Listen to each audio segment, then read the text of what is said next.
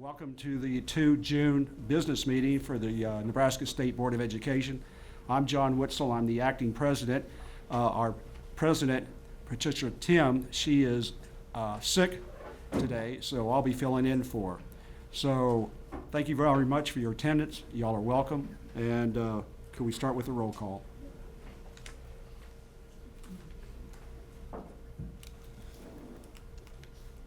Rachel Wise. Present. Maureen Nichols. Here. Patrick McPherson. Present and accounted for. Molly O'Halloran. Present. John Witzel. Here. Lisa Fricke. Here. Patsy Kojan. Here. Patricia Tim. And Commissioner Bloomstead. Present. 7 present, 1 absent. Thank you, ma'am. Please stand for the Pledge of Allegiance. I pledge allegiance to the flag of the United States of America and to the republic for which it stands, one nation under God, indivisible, with liberty and justice for all.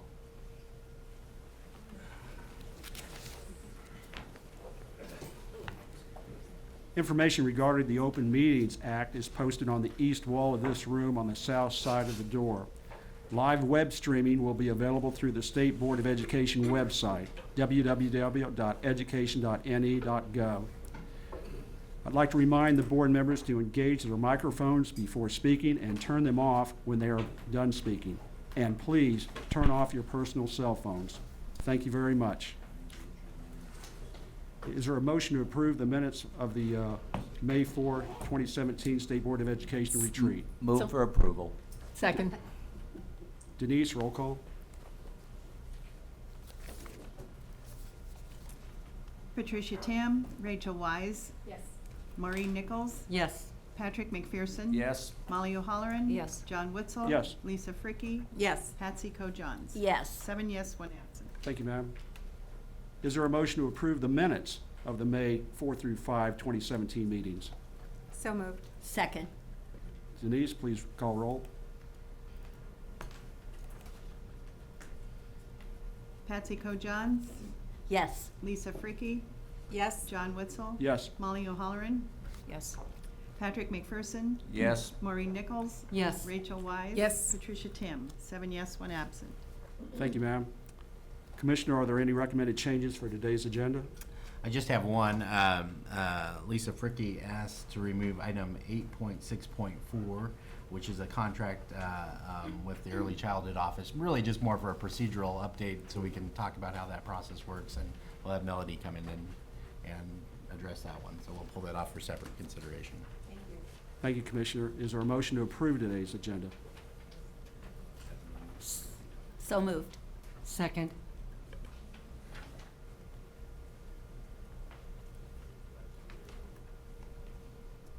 Roll call, please. Molly O'Halloran. Yes. John Witzel. Yes. Lisa Fricke. Yes. Patsy Kojan. Yes. Patrick McPherson. Yes. Maureen Nichols. Yes. Rachel Wise. Yes. Patricia Tim. 7 yes, 1 absent. We will now have public comment period. Thanks to the members of the public who have attended today. We have no request for appearance. We will now move into our regular public comment period. Now, I would like to remind you to please sign in if you have not already done so. There are sign-in sheets on the table in the back. We currently have 7 public comment cards turned in, and the public will speak in the order of the cards were received. Each member of the public will have 5 minutes to speak during the public comment period. So if we could have Mr. Vic Stevenart attend, please. You're welcome, sir. Thank you. And sir, just as a reminder, you will have 5 minutes. No problem.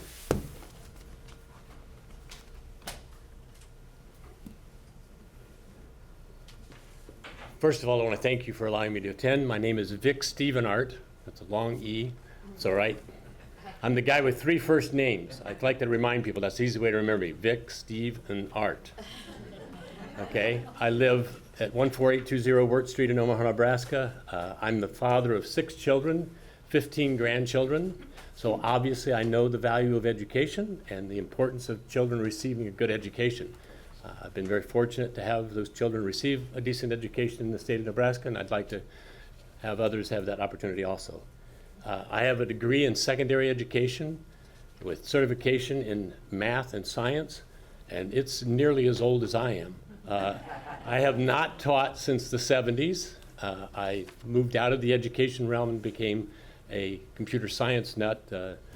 Began selling computers, and then I began programming computers, and I worked for a little company in Omaha called Conagra Foods for 27 years.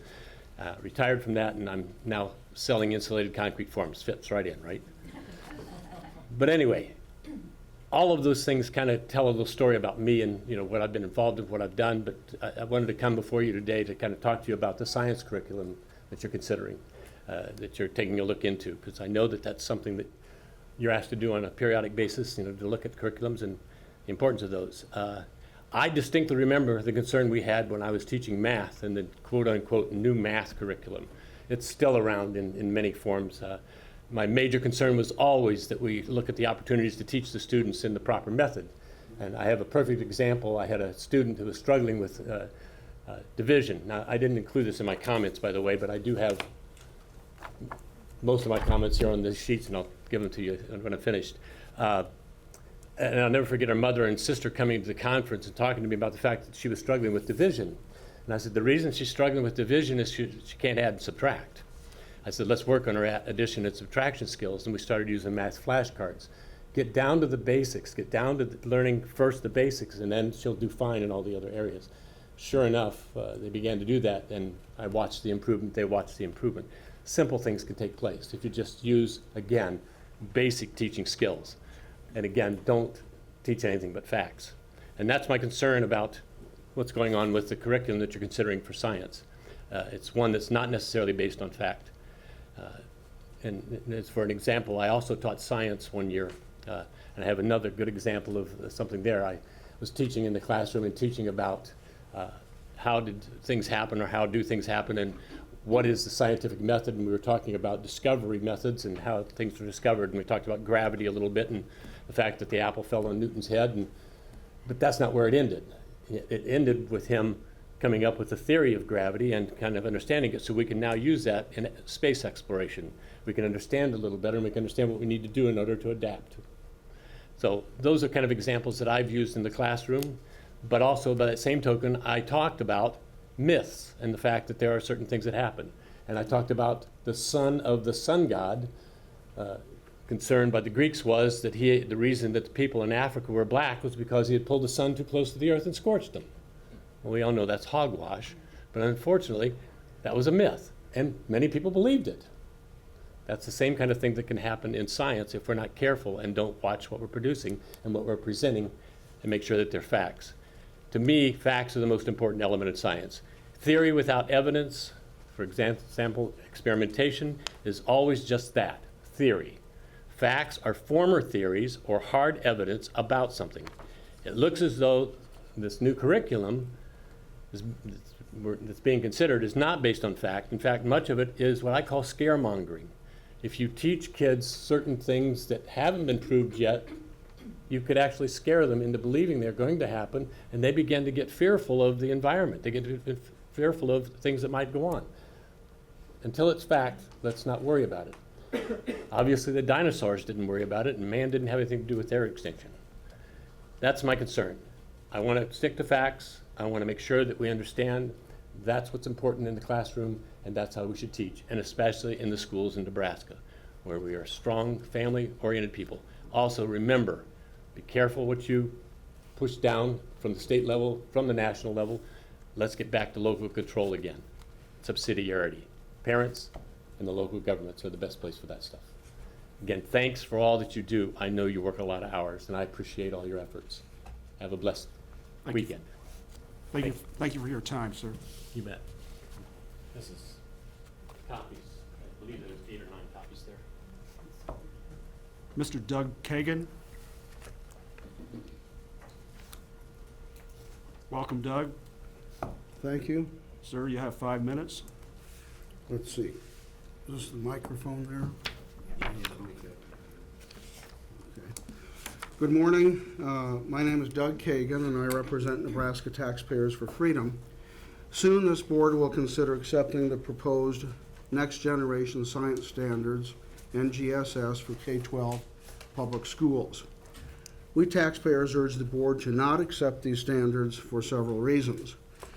These standards measure performance, not content, relegating the teacher only to guide and oversee the projects. Actual knowledge is not an objective. The standards do not base on empirical evidence, that is, they're not tested in any environment. They do not follow fundamental principles of scientific inquiry, that is, proposing a theory and then testing it continually by experimentation, as is usually done in science. Teachers that are using it complain that the performance expected of students to demonstrate competence is difficult to grade because of the project-based learning. The prestigious Thomas Fordham Institute reviewed these standards and gave them a C rating. The Institute stated that NGSS drafters omitted much essential learning in such fields as chemistry, physiology, biology, and biochemistry. The NGSS never explicitly requires some content in early grades that is then assumed in subsequent grades or standards. The Institute criticized terminology badly defined in the curriculum, appendices complex and unwieldy to use, and very confusing curriculum guides.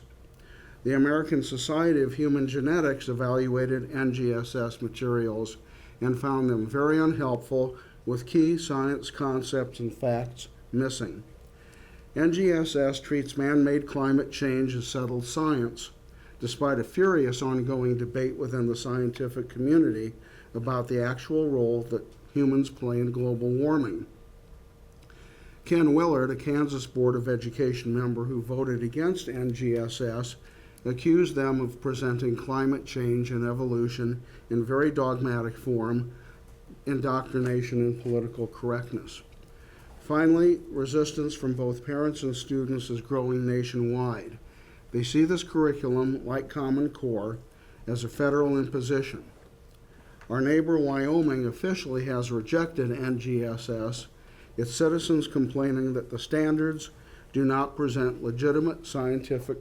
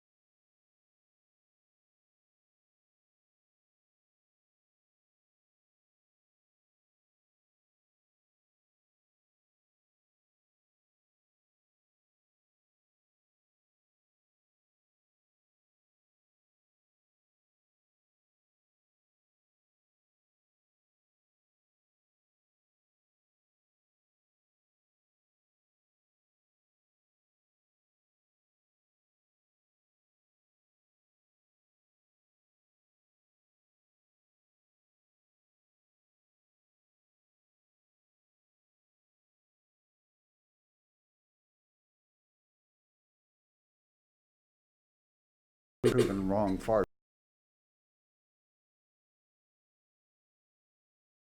As much background in science and more ologies than most, including biology, several levels of zoology, both basic and advanced genetics, physics, microbiology, chemistry, embryology, gross anatomy, histology, physiology, pharmacology, epidemiology.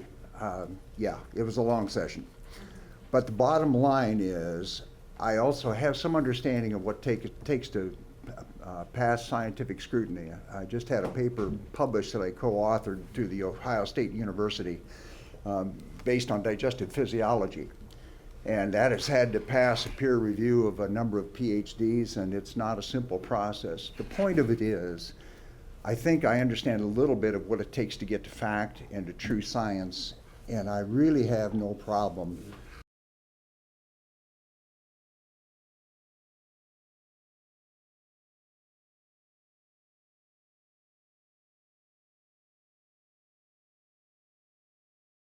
views, and the views they promote are treated as established fact when even credible scientists will tell you that they still remain as theories. So let me give you some examples. Page 21, you've got some flawed questions that are going to teach flawed thinking. You're telling students to examine factors of climate change over the last 100 years, and yet you also state that the Earth is 4.6 billion years old, and even if you just allow for the 5,000 to 6,000 years of human history, trying to go back over 100 years is statistically insignificant. Trying to get them to analyze data, climate data over 100 years is irrelevant. That will lead them to conclusions that were never intended by the facts. Page 40, you tell them to analyze geoscience data and the results from global climate change models, but I've used animal models in multiple species, and the best knowledge, the problem is science, the real world, animals, environment, don't really care about our models. Our models are inaccurate. The European models have been known to have data embedded in them to bias the results. Obama just closed a Colorado office in 2015 for biasing climate data. And climate models are only just another view. And telling students to analyze them then for a short 100-year period is not science. That's just bias. You're also biasing results with biased questions because you tell them to apply scientific principles to design a method for minimizing human impact. That tells them immediately to assume that all human impact is negative and wrong. And that's incorrect. You have questions that dictate answers. For example, on page 30, you say to apply scientific ideas to construct an explanation or anatomical similarities across species, etc., basically to verify evolutionary concepts. What you're doing is you're saying applying scientific ideas is not just applying evolutionary concept, it's applying the array of theories out there. Number two, you cannot prove evolution, the change of species and development, by the changes within individuals. So you're using one set of bogus assumptions to prove another. There are 12 different phyla or classes of animals in this world. As yet, the missing links have not been verified to show that any of them are not separate and distinct. And if you want to give them an objective exercise, if you really want to challenge them, tell them to explain a caterpillar. Go into a butterfly. Give me the evolutionary steps that dissolve one body in a cocoon that completely dissolves itself as a multi-legged little creepy creature and emerges as a winged flying animal. You cannot do that. And I realize my time is up. If you just allow me, just a quick summary. The standards that you were considering are not science. They are flawed, and they are, in fact, permeated with pseudoscience. The appearance is that they are leading students to single views or one set of beliefs rather than critical thinking. They're treating theories as fact and selected theories as fact. Thank you, Doctor. Thank you, and sir. Bottom line is, I appreciate what you people are doing, and you're better than this. We can come up with better standards. Thank you. Thank you for your time, sir. Ms. Rachel Pinkerton, you're welcome, ma'am. Ma'am, just a reminder, you do have 5 minutes.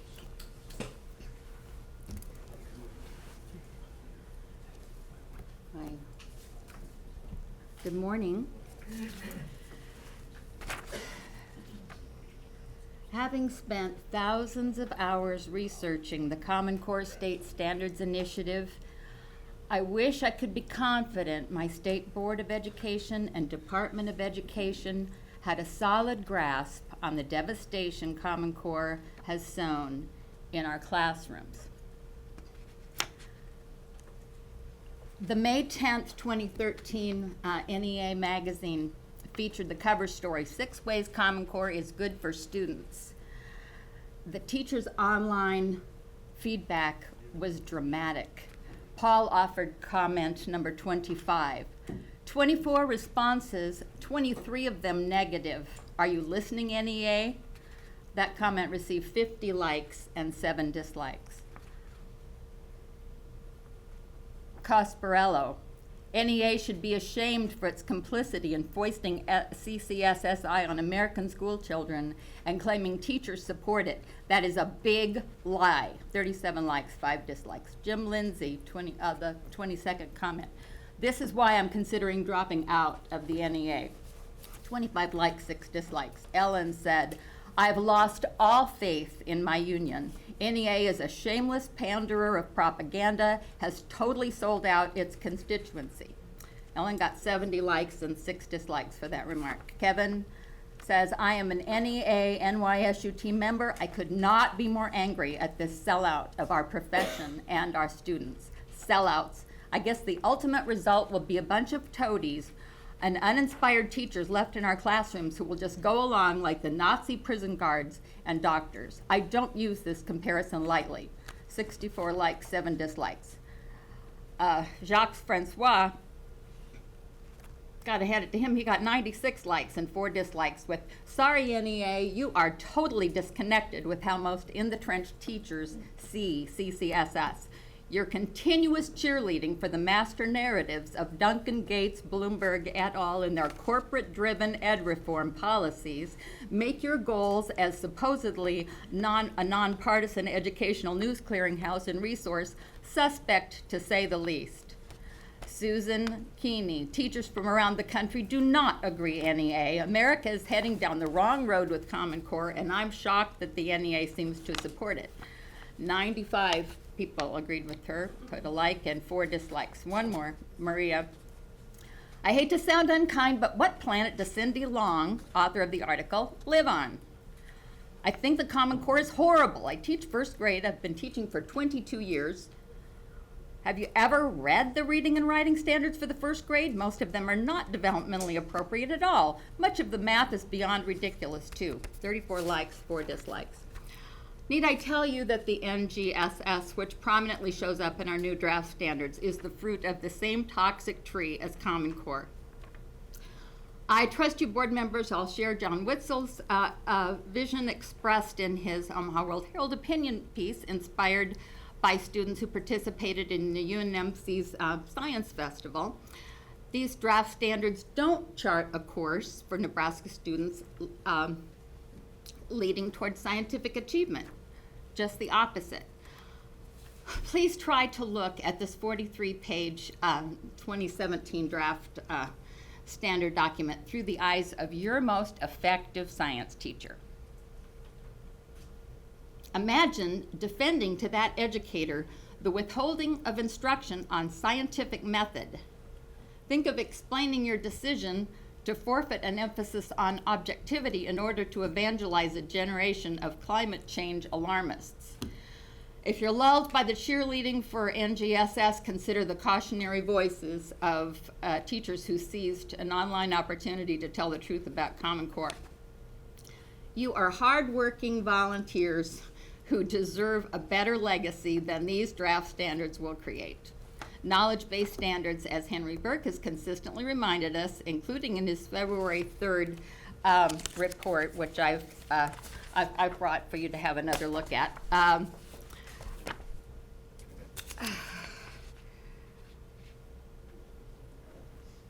Yields, knowledge-based standards yield quality education. Don't deny children a rich base of factual knowledge and burden them with a political lens through which to observe their world. Thank you. Thank you very much, Ms. Pinkerton. And Thank you for your time, ma'am. we could see.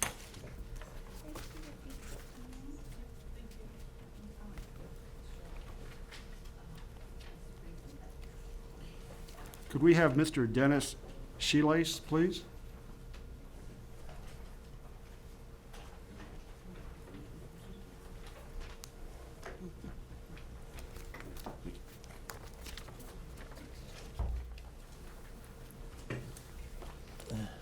Welcome, sir. You have Hi. 5 minutes. Hi. The new proposal for the Nebraska standards for science are not acceptable for Nebraska's children.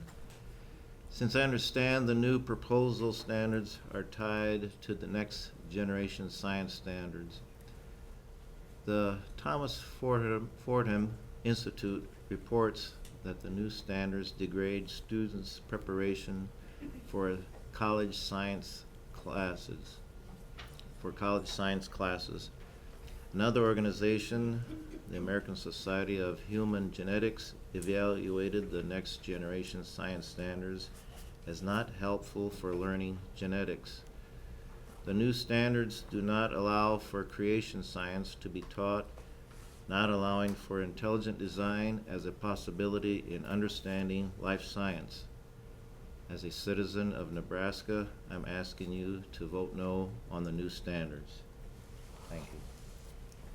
Thank you, sir.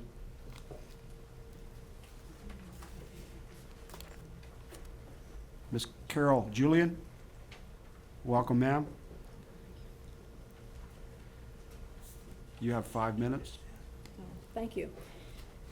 Good morning, board members. I'm actually going to read into the record for Mrs. Barbara Gard. She could not be here this morning, and she's not feeling well, so she asked me to read this into the record. Testimony regarding proposed new science education standards for Nebraska. Vice President John Witzel and members of the Nebraska State Board of Ed. She says, my name is Barbara Gard, and I am a professional educator. I received a BA in elementary education from California State College, Los Angeles, and an MS in educational administration with a K through 12 endorsement from the University of Nebraska at Omaha. I have taught and or substituted at every grade level, preschool through college in California and in Nebraska and overseas in both public and private sector. I was appalled when I saw your proposal to tie Nebraska standards for science to the next generation science standards. These standards are patently inferior to what the children of Nebraska are capable of achieving and what are necessary if they desire to enter fields such as technology, math, science, and engineering. These standards are based on performance, not content. Science, quote-unquote, experiments are a waste of time and resources if the students do not have the background to understand what they are seeing and what it proves or disproves. Without a solid background in scientific knowledge, it just becomes no better than a magic show. Science is not about attitudes or feelings, but facts based on scientific methods and established scientific laws based on observation and verification.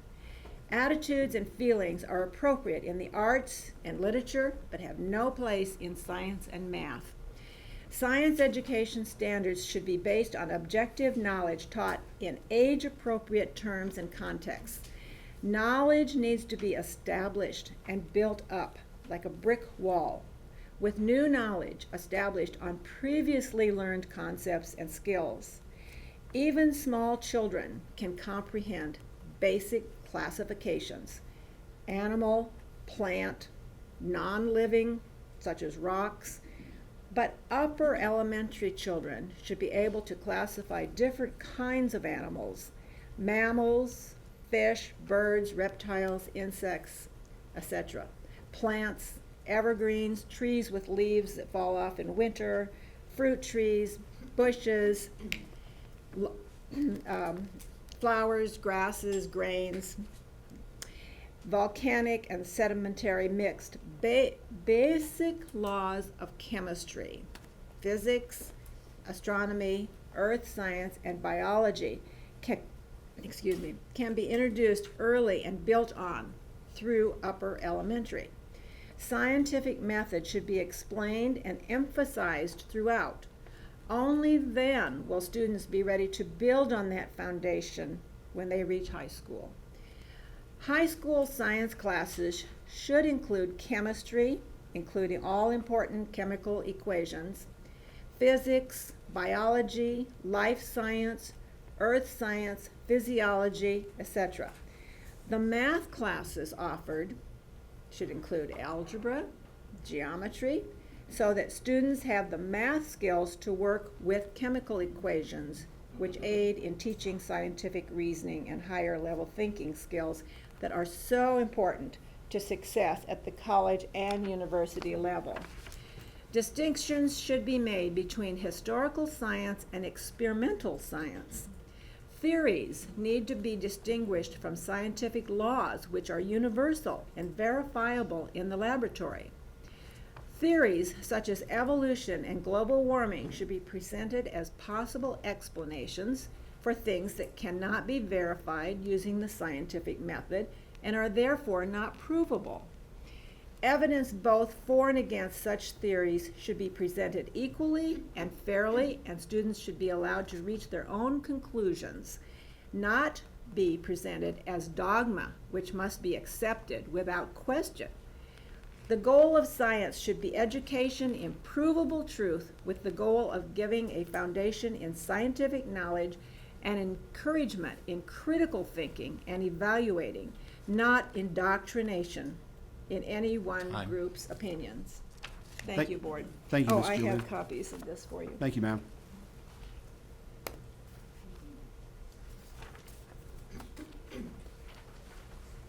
Mr. Paul Meyer.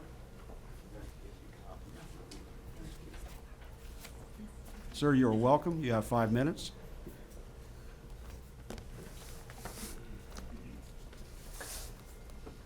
Okay, I would like to, some of you don't know me, I am not PC.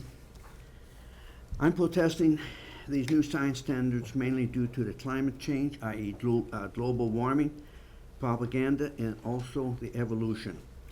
Even President Trump yesterday pulled us out of the Paris Climate Accord. We have had a total of at least 2 global cooling and 2 global warming periods since 900 AD. This whole global warming or global cooling thing is a myth, a farce, and a con job designed to mainly make Al Gore rich and give the media something else to scare people about. Al Gore and the media would have had a heyday in Noah's time. I would like to quickly read a couple paragraphs from the New York Times that says NASA debunks part of global warming.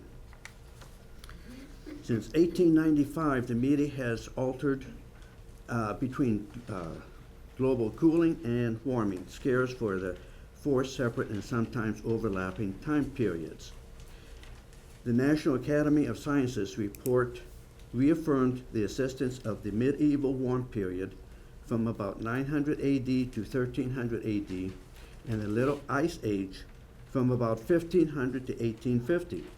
Both of these periods occurred long before the invention of the SUV or human industrial activity could have possibly impacted the Earth's climate. In fact, scientists believe the Earth was warmer during the medieval warm period when the Vikings grew crops in Greenland. What the climate alarmists and their advocates in the media have continued to ignore is the fact that the Little Ice Age, which resulted in harsh winters, which froze New York Harbor and caused untold deaths, ended about 1850. So trying to prove man-made global warming by comparing little well-known fact that today's temperatures are warmer than during the Little Ice Age is akin to comparing summer to winter. Something that the media almost never addresses are the holes in the theory that CO2 has been the driving force in global warming. Alarmists fail to adequately explain why temperatures began warming at the end of the Little Ice Age in about 1850, long before man-made CO2 emissions could have impacted the climate. Then about 1940, just as man-made CO2 emissions rose sharply, the temperature actually began to a decline and lasted until the 1970s, prompting the media and many scientists to fear a coming ice age. U.S. data also since 1985, another U.S. Times, New York Times article says that after examining climate data extending back nearly 100 years, a team of government scientists has concluded that there has been no significant change in average temperatures. Weather people cannot predict exactly what the weather will be like tomorrow, let alone 100 years from now. Yesterday, I heard that some are predicting a warming trend of 0.002 to 0.005 degrees Celsius in the next 100 years. That's about 1/10 of 1 degree. That's a real warming trend. We live on a living planet, not a dead planet. We have earthquakes, tornadoes, hurricanes, and volcanoes. So if you think God is going to let man destroy something he created, you have got to be a God denier, and I would not want to be in your shoes with that one. One other quick point. In regards to evolution, I believe God created man in his image.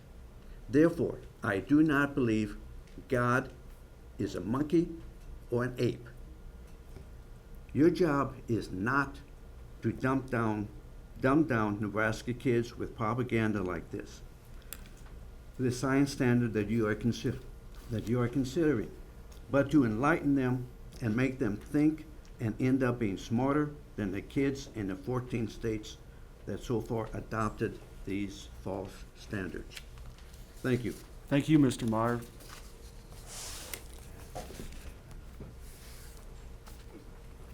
Mr. Larry Storer.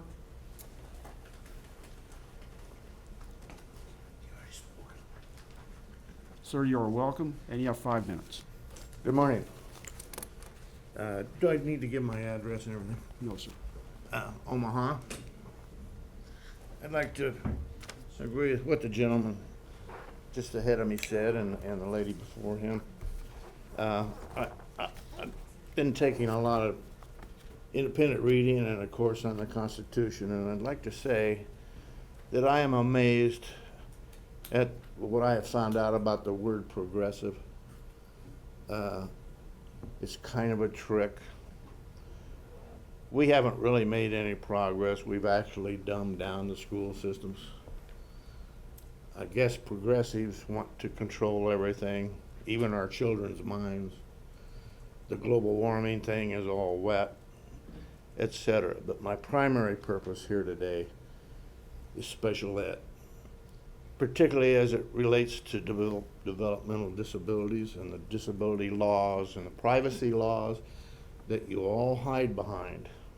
And the reason I say that is that as a grandparent, unless I fight for legal custody in this state, I have no say whatsoever in my grandchild's education, and no input or say whatsoever through the HHS system and the DD system, even if I am an interested party, quote, as the law says under the disability law.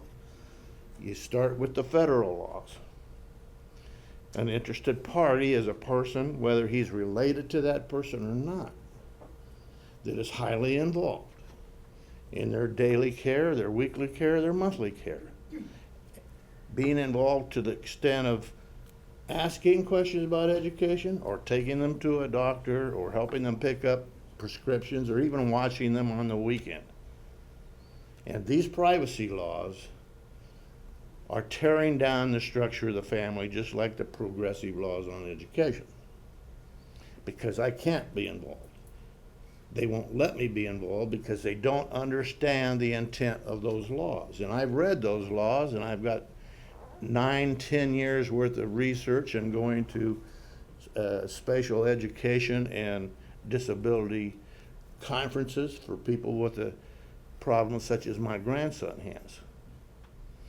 I've got a cartload with me today, 6 cases of research and newspaper articles, some of which talk about the lack of knowledge in the state HHS system, which also involves schools, and how many lawsuits we've had because we're not following the laws. Well, one of those laws you don't follow in practice, I'm not saying you, but in practice, teachers, doctors, providers are afraid to discuss the situation. And unless you are majority age, which in Nebraska, 19, excuse me, the federal laws are 18. Nebraska needs to change their law down to 18. My grandson turns 18 this year, so he can have more input to what's going on with him. but I've been highly involved. I've gone to most of the meetings with special ed, et cetera, et cetera, et cetera. Yes, they look at me as a team member for that day, just like here. But other than that, I have absolutely no input. I don't expect any answers, and I don't get any answers because they don't feel they have to. But now we have state laws that say we're gonna find families, we're gonna save families, we're gonna find children with disability needs or behavior needs without anybody else's permission. Excuse me. You can do that, but I can't? I think that's wrong. And I think that the state needs to clarify those laws. That if you're spending my taxpayer dollars to bring in people from outside, like in Pennsylvania, for things such as success schools, at one of the schools south of Lincoln here, which maybe only lasted a year because it didn't work, and nobody will tell us why that didn't last or what's going on with it. I'm a taxpayer, I'm entitled to that information, but they don't think they need to give it to anybody. I'm a taxpayer, I have legal standing. I'm also, because I'm a taxpayer and a grandparent, an interested party, but what do they also call in the humanitarian circles? A stakeholder? Do you think the people with money are only the stakeholders in Nebraska? No. My grandson's a stakeholder, but he doesn't have enough say now, even if he's 18. Thank you, Mr. Storr. Thank you, sir. Thank you. But my grandson is 18. He doesn't have a say-so either, and that's wrong. Thank you, sir.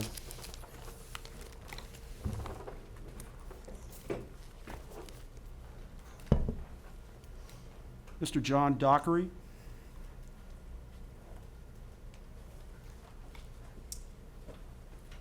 Welcome, sir. You have 5 minutes. Thank you.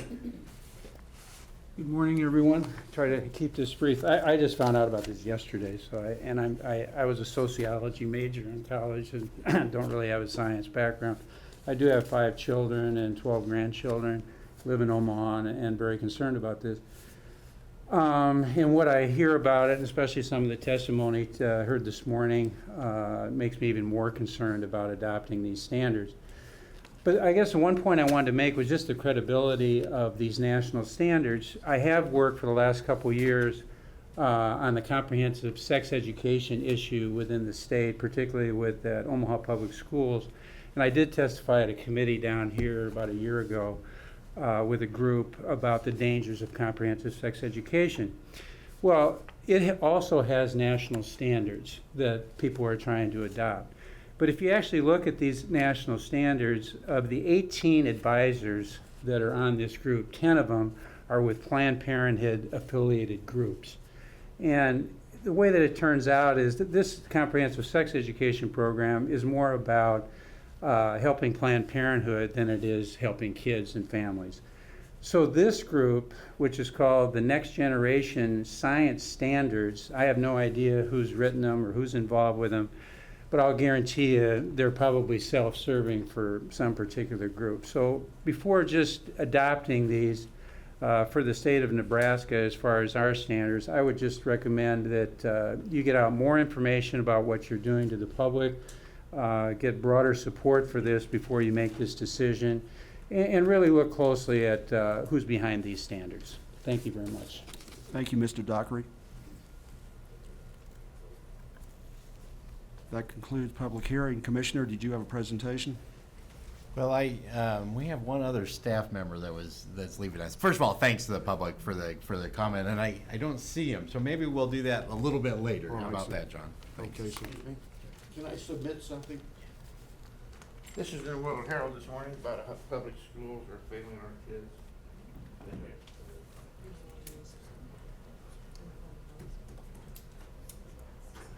Okay. thank you very much. We'll continue on with our board agenda. Is there a motion to go into executive session? I move that the state board go into executive session to deliberate and receive advice from legal counsel on the optional enrollment case. Is there a second? Second. Denise, please call roll.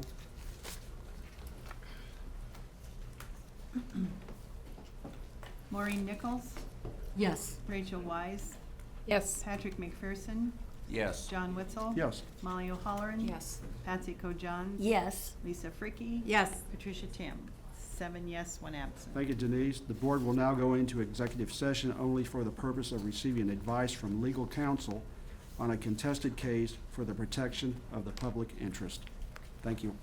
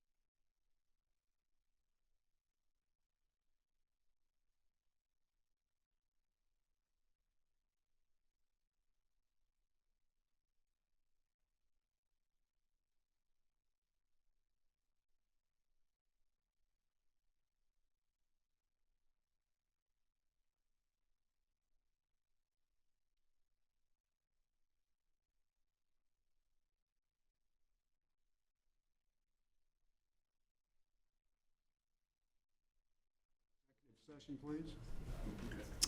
I move that the State Board of Education come out of executive session, please. Is there a second? Second. Please call roll, Denise.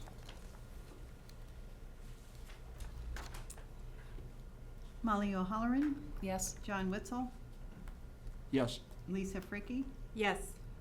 Rachel Wise, Yes. Maureen Nichols. Yes. Patrick McPherson, Yes. Patsy Co-Johns. Yes. Patricia Tim, 7 yes, 1 absent. Thank you, Denise. I'm asking for a motion concerning the hearing officer's proposed findings of fact, recommended conclusions of law, and the recommended decision in the option enrollment case number 17-04, Keenan versus Scottsbluff Public Schools.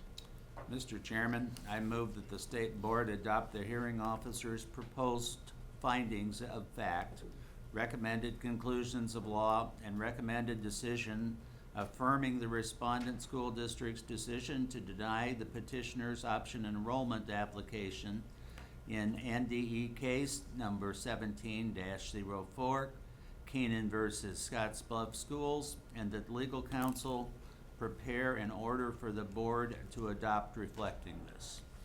Second. We have a second. Denise, roll call, please. Patrick McPherson, Yes. Rachel Wise. Yes. Maureen Nichols, Yes. Patsy Co-John, Yes. Molly O'Halloran, Yes. Lisa Fricky, Yes.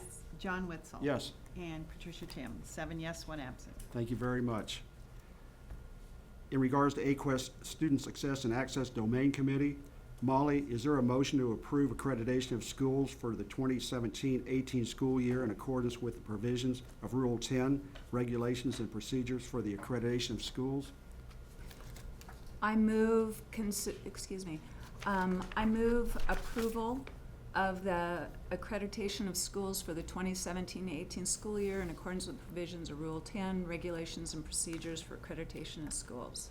Second. Denise? Go ahead. Thank you. Lisa Fricky, Yes. John Witzel. Yes. Molly O'Halloran, Yes. Patsy Co-Johns. Yes. Rachel Wise. Yes.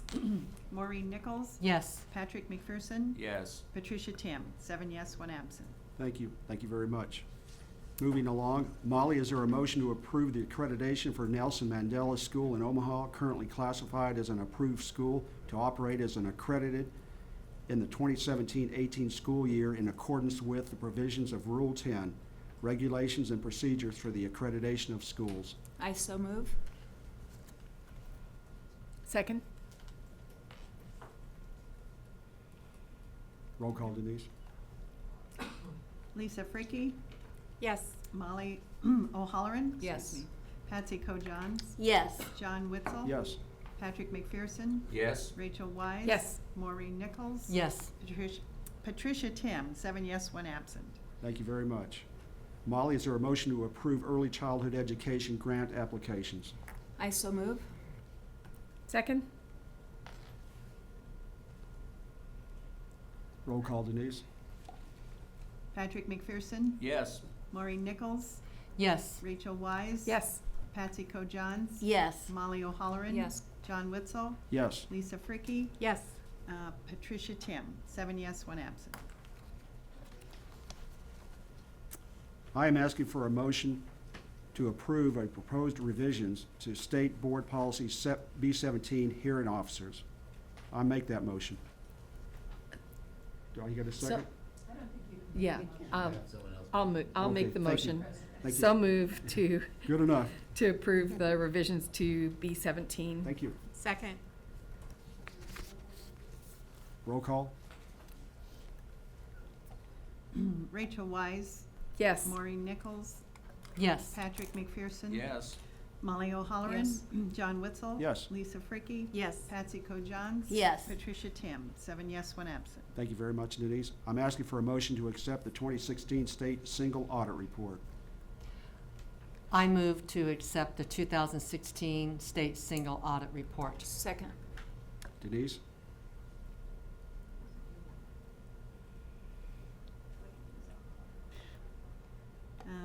Lisa Fricky, Yes. Patsy Ko-Johns. Yes. Molly O'Halloran. Yes. John Witzel. Yes. Maureen Nichols. Yes. Patrick McPherson. Yes. Rachel Wise. Yes. Patricia Tim, 7 yes, 1 absent. Moving along, I'm asking for a motion to approve the revision of the Commissioner's contract to reflect the annual increase given to all state employees. I move to approve the revision of the Commissioner's contract to reflect the annual increase given to all state employees. Second. Denise, roll call, please. Patsy Ko-Johns. Yes. John Witzel. Yes. Lisa Fricky. Yes. Molly O'Halloran. Yes. Maureen Nichols. Yes. Patrick McPherson. Yes. Rachel Wise. Yes. Patricia Tim, 7 yes, 1 absent. Item 8, approval of the consent agenda. Is there a motion to approve the consent agenda? So moved. Make sure we do this item first, I think. Okay. Okay. So we have the one item, 8.6.4, that's been removed, so we can take up that item first. Okay.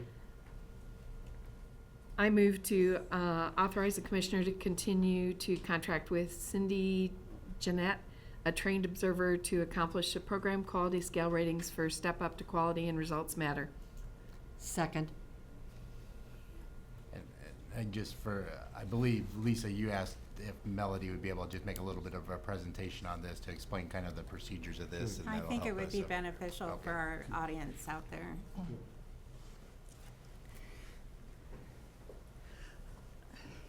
For the record, I'm Melody Hobson. I'm the team leader for the Office of Early Childhood.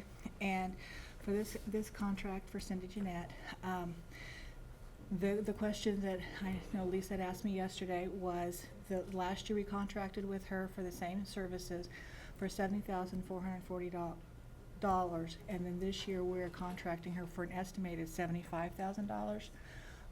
The reason for the change in amount is because we estimate about how many observations that we think that she will need to do, how much work she'll need to do, how much training she'll need to do. We estimated it at $75,000 to add an additional work that, based on our best estimate.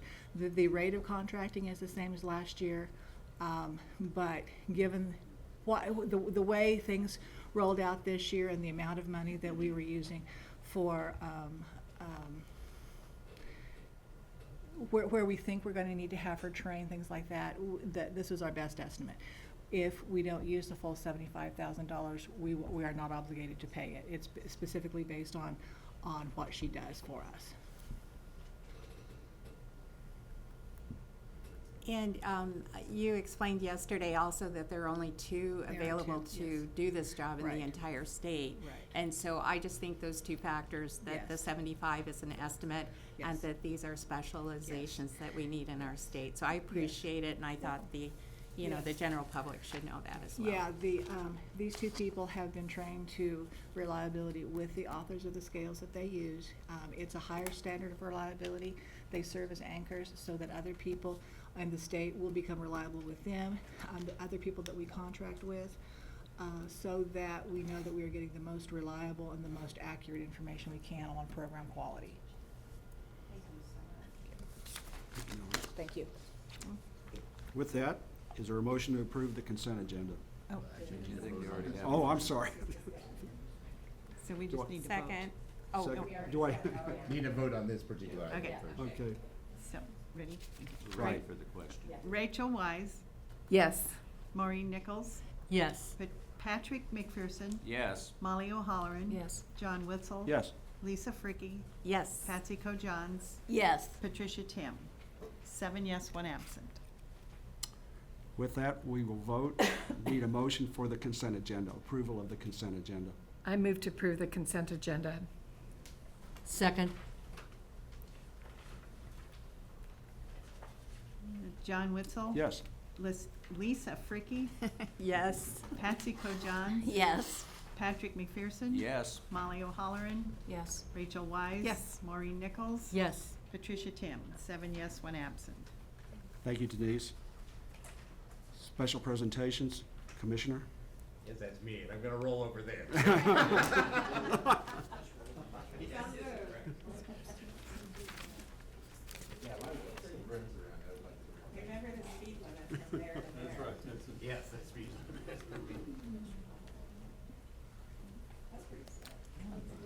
probably be, I can move, you know, I mean. probably be pretty good going downhill with that. That's what caused the problem.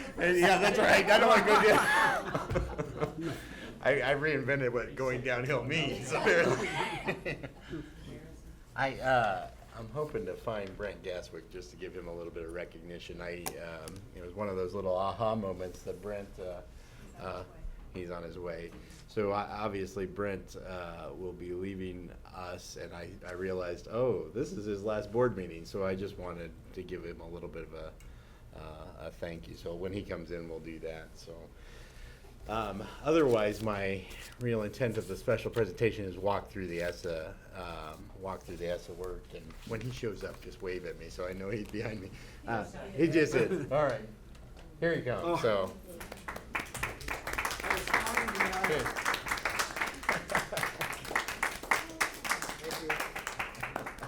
So Brent, you want to give him a little bit of where you're going and. Well, first of all, I've enjoyed working with. Here, come over here. See, I don't want anything on record. I wanted to say thank you for the 9 years I've gotten to work with everyone on the board, all the staff, and all the great work that's been done at the department. I look forward to continuing that in a different manner where I get to use a lot of what I've learned. As you know, I've taken a position in Nebraska City as the elementary principal of their pre-K2 building, north side. So I'm anxious to go down and start working with the little kids again and try and put some of the things that we've learned into action, and to work with department staff on a whole different level for a way, but to see everyone. So thank you for the years and your service, and I continue to look forward to seeing you all as I move forward. Thank you. Molly? May I say something, John? Brent, I've gotten to know you the last 7 years, and you've just been invaluable. Your technical expertise and the way you work with us when we are sometimes non-techie makes more. You just have a great way of teaching. You're going to be a great principal. So we will miss you. Well, thank you. So thanks, Brent. And Brent and I have this history. It goes back to college, so we don't talk a lot about these things. But we were in marching band together, so maybe I'll make some alumni events now. So. Yeah. Thank you. Thanks, Brent.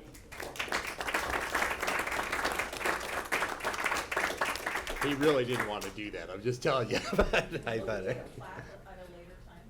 Well, and maybe we can do a board resolution yet for Brent. I think that was an oversight on my part. So. That would be nice. Yeah. So I'll dive into, I shouldn't say dive with my conditions, but I will, and I can't say jump. I'll start walking through the ESSA work. First of all, I just have to start by saying number one, you know just how much effort and time and energy staff have been spending on thinking through how we do this work. And it's a unique opportunity that we've discussed many times, and unique opportunity for us to set the stage for our relationship between the state and the federal government relative to education. Unique opportunity for us to define accountability the way that we think is appropriate for Nebraska, and doing it our way, I think, is obviously what we've been talking about for a long time.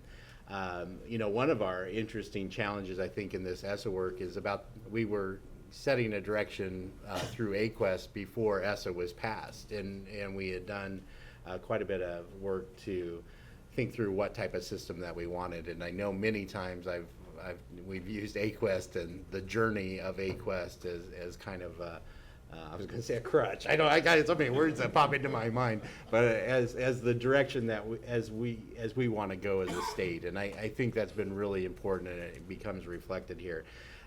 We have quite a few things that I actually will be releasing. Obviously, the draft plan that we want to continue to have feedback from our public and our various constituencies and other stakeholders, including the legislature and legislators in that arena. Certainly, the governor, all the different responsibilities there. And so I'll kind of talk through a few of those things. But ESSA, you know, just as in quick summary, it's about equity. It would actually the original ESEA law was about equity and making sure that we're serving students equitably across the state, across the country, quite frankly, and that we want to make sure that we find ways to do that. And I think within your strategic plan, it does that. We address equity and start talking about closing achievement gaps for racial minority groups, for subgroup populations, for EL populations, for any student that would have some special need as well. And so when we look at that and we look at that attention to that equity principle, it's critical in what we lay out in an ESSA plan. There's a couple other little points on here. I think this notion of how ESSA is really defined around support and growing local innovations. And I'm going to want to talk with you just a little bit more as we go through that. But these basic highlights are highlights that we think we continue to share with the public and generally in our stakeholder engagements as well. As you know, we again, it's tying all these various pieces together, but when we started our strategic vision work was shortly after in fact, when we officially started our strategic vision work, and the board did that effort, it was right after ESSA was passed and signed. So January 2016, ESSA was signed in December of 2015. We started in a kind of a thinking phase around planning and development that was trying to link those two conversations together. And again, I think in our work and in our plan, that's really quite important.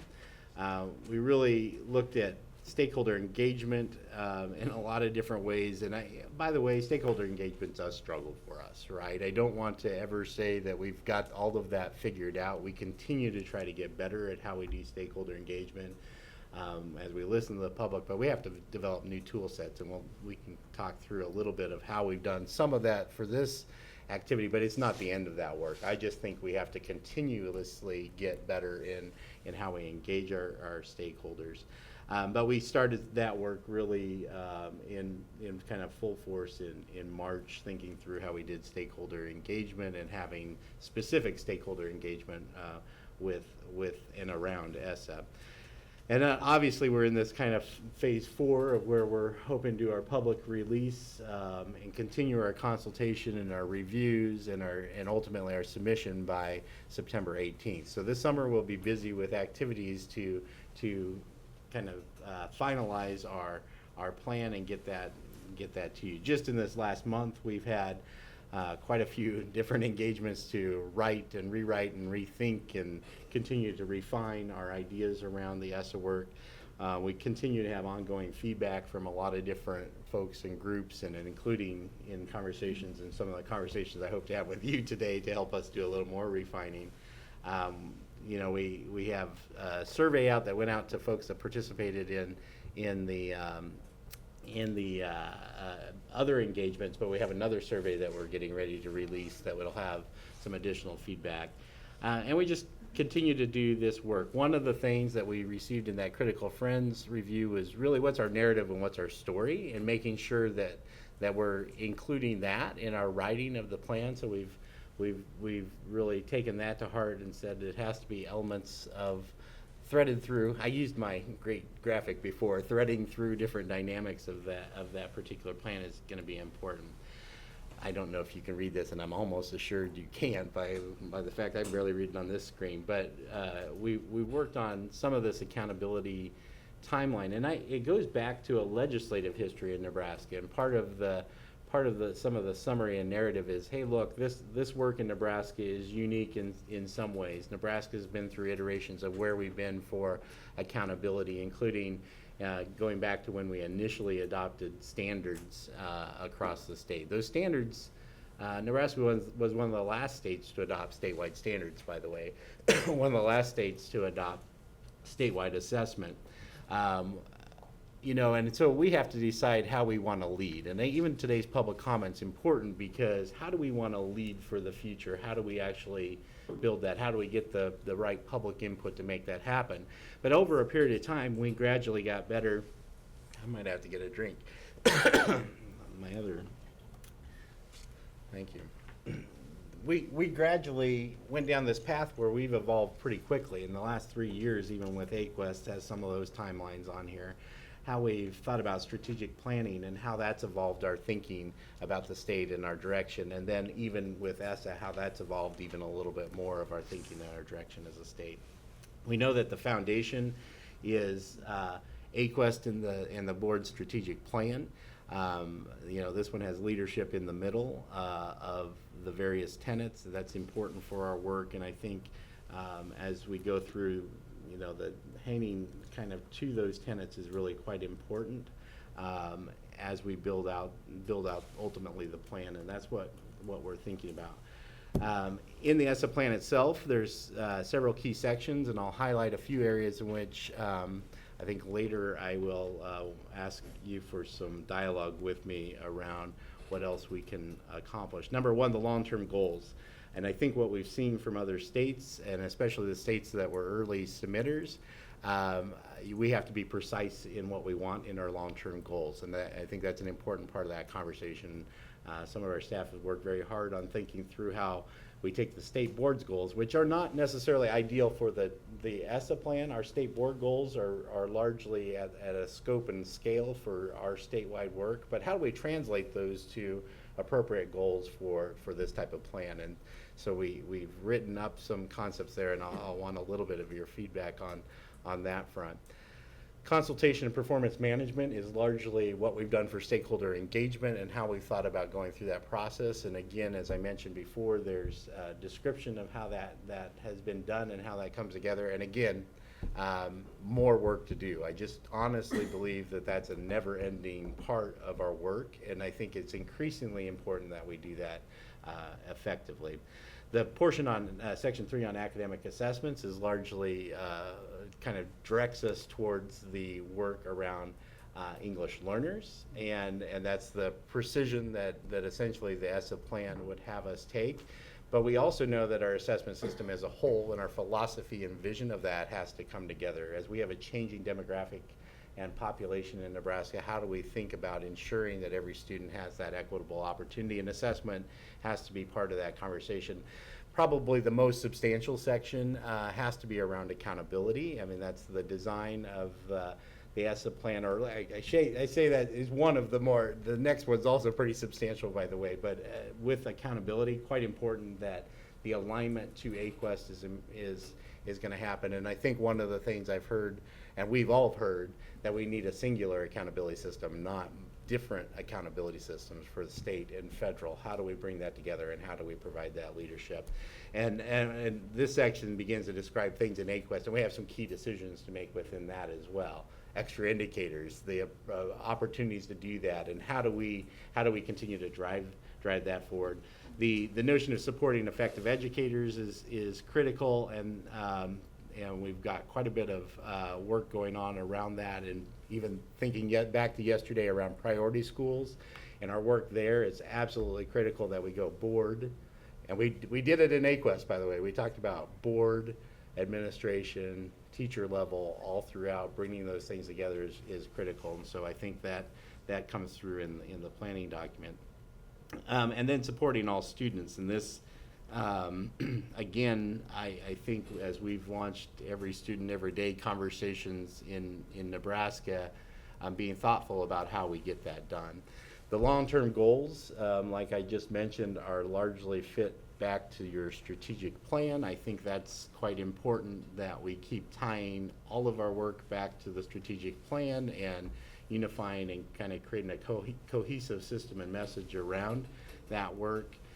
Consultation, as I mentioned, it's been a journey with AQuest, and we continue along that journey, and we still have quite a bit to accomplish in how we engage folks. And again, I don't want that to end with the ESSA plan. I guess if there's any message, I don't believe any of this work stops just because we write a plan.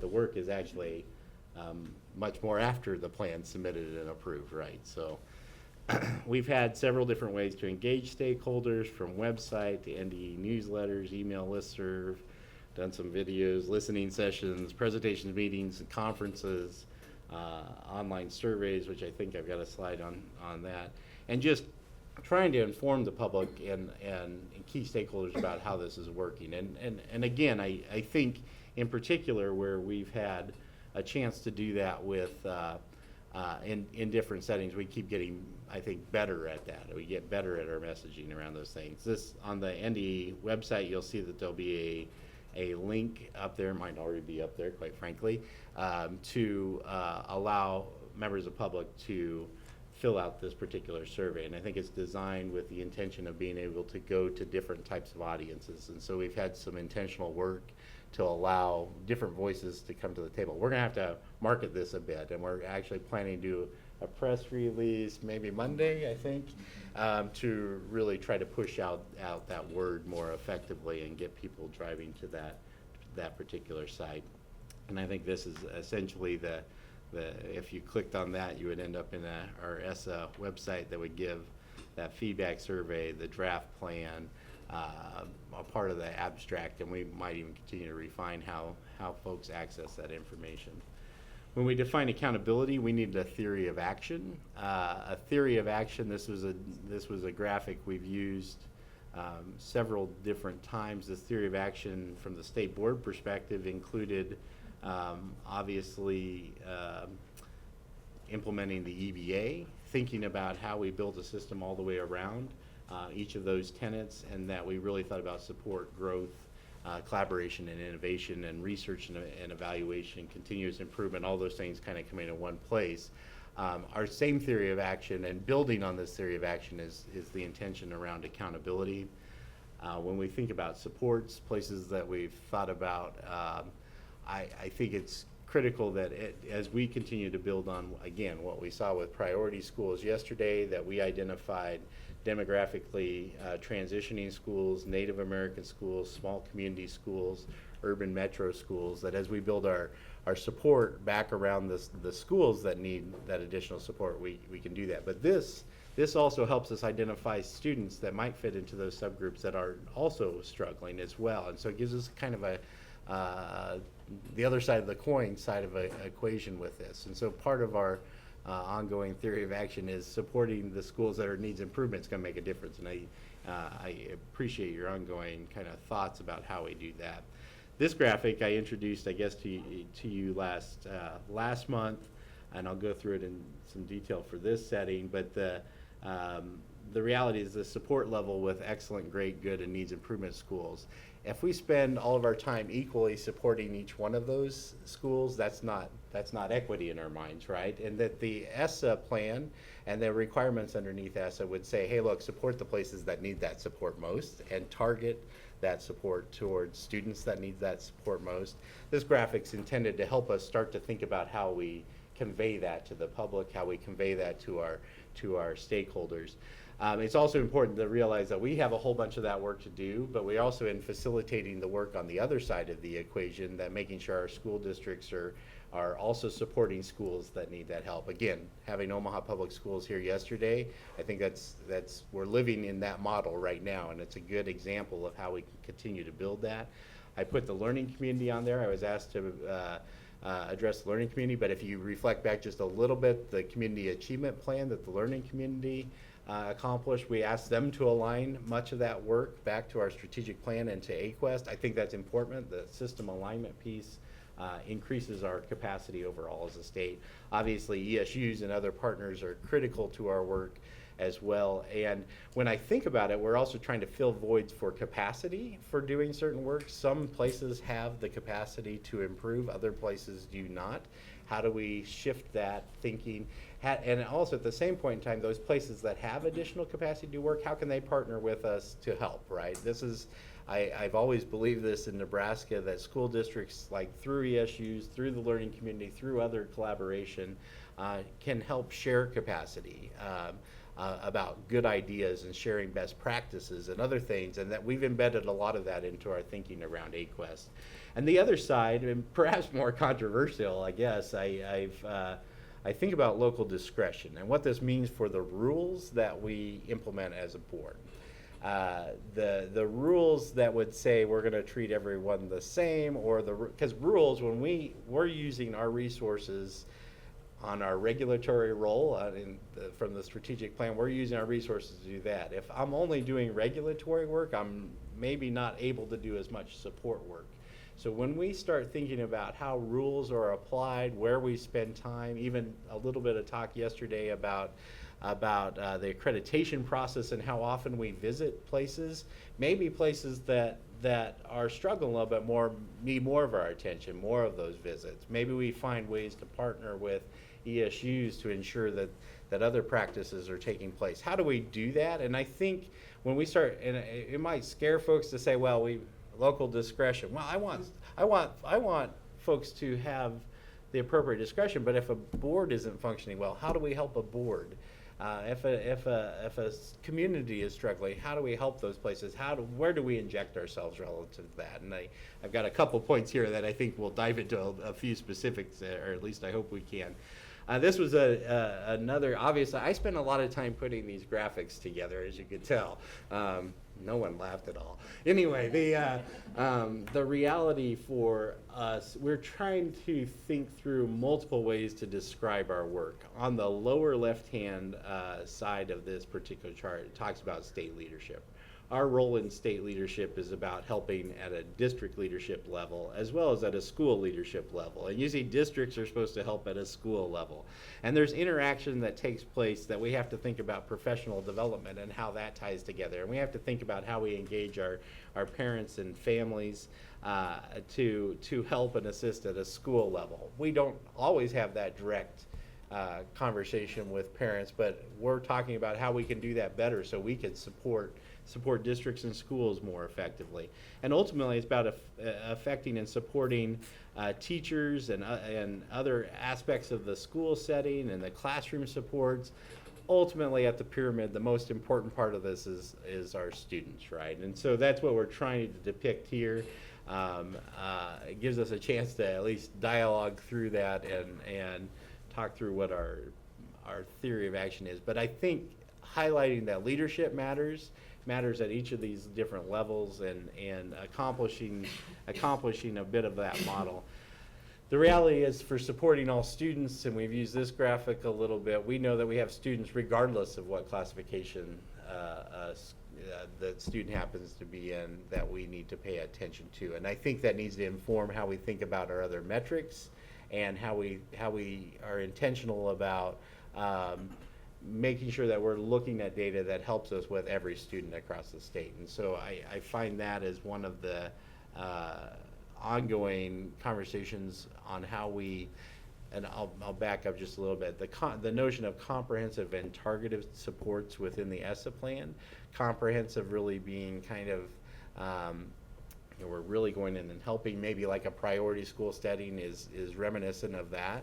The notion of targeting supports is really about subgroup populations and students themselves, and so we have to think kind of in a realm of how we expand our capacity to help on both of those levels.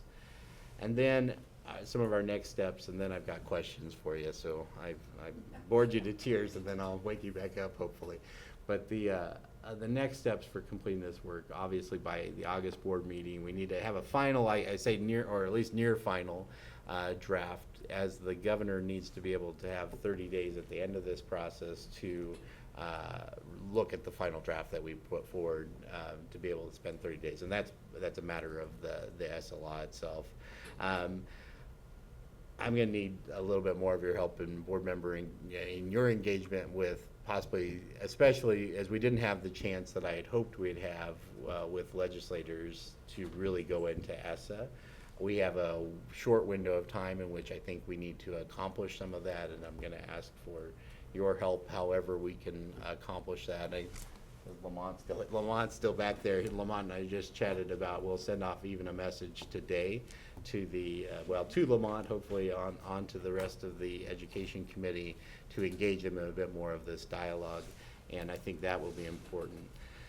This notion of fine-tuning, and this is probably the point of the conversation I'd like to have. I'm going to skip one slide ahead just to remember. Yes, I'll come back to this other slide. We set out, and you don't have to read all these, because, but we set out a set of belief statements around AQuest, each of the tenets. The state board believes. We kept saying the state board believes, the state board believes, the state board believes, and I actually find this quite powerful. When I went back and reviewed it one more time, it's like, you know, by having that stated, it drives a lot of our work. And when I keep thinking about what we've done so far on assessment, what we've done on college and career ready, what we've done on effective educator, it comes back to these belief statements that even if you don't review these on a regular basis, I hear them from you all the time. This is a constant drumbeat of what we believe in, and I think that's really powerful for us. It drives a lot of where we can and should go. And so there's a few elements here that I want to talk with you about. And maybe it's more of I can run through the list and then come back. I think there's some elements that I know you'll have opinions on, and I have people that'll help me keep track, right? As board members talk about some other concepts. If we want to lead as a state, you know, we've looked at a lot of different state plans. We've looked at, you know, and I've seen some criticisms of plans saying that, hey, look, they're just doing what they were trying to do before. Somebody could criticize Nebraska, well, you're just doing what you tried to lay out before. Well, what we tried to lay out before was relatively new, as that goes, this whole next generation accountability. And I think we can tell that story in the plan. But there's some areas in which I think we can make a significant difference and take some steps forward. So I'll walk through this list and then kind of come back to it. Number one, that we don't want two separate systems of accountability, and I think that's probably the easy one for us. I think that's been a belief statement I've heard from you all along. The second one on this list is the choice to retain funds at a state level is possible. There's certain elements of the federal dollars that we could retain to do some of this work in order that we can build and lead in a statewide system of supports. I believe 7%, you guys can help me a little bit, maybe 7%. 7% of the title. 3% of Title II. 3% of Title II, 7% of the Title I funds. The Title I funds in the past, a part of those have been used for SIG grant opportunities. So, I mean, there's some kind of those trade-off. The Title II is obviously about professional development and how we would lead on those fronts. But that choice is an important one. We could get pushback from folks to say, oh, I'd rather just have you send us the money, right? I mean, that could happen from our school setting. But I don't know how we lead if we don't have resources to try to lead. And so that's one of the choices I'd like a little feedback on. We have to work on finalizing our accountability cycles by 2018-19. For that school year, we will have to have identified the schools that need comprehensive and targeted support. Largely, we built this off of the theory of AQuest and what we've done on priority schools, and needs improvement so far on those fronts. But in order to expand the type of work that we're doing, the cycle of that is really quite important. So really by this fall, we're probably in the mode of refining and finalizing how classification works, but also how the identification of targeted and comprehensive supports will work, right? That puts us in this position that we have to do that work fairly quickly, and that's going to be important. Extra indicators to include, and as you know, there's an opportunity for us to pick some extra indicators. Now, within our AQuest model itself, we went with status growth improvement, graduation rate, and use EBA. The EBA itself maybe isn't can be the type of indicator that might fit the requirements at the federal level. However, I prefer that we have it written in as one of those pieces, because I think that's important for us. But maybe there's another one and a few, and I know we can talk through those. And then I guess I already hit the selection of comprehensive targeted, but I intend that we align that system as well as best we possibly can. And there's somewhat where we have to look at the schools that are title schools versus all schools. Our AQuest system is really built around all schools, regardless if they're a title school or not. I think for the most part, you'll find many of our schools that are struggling happen to be title schools. So, so I don't know that we'll have a lot of disconnect there.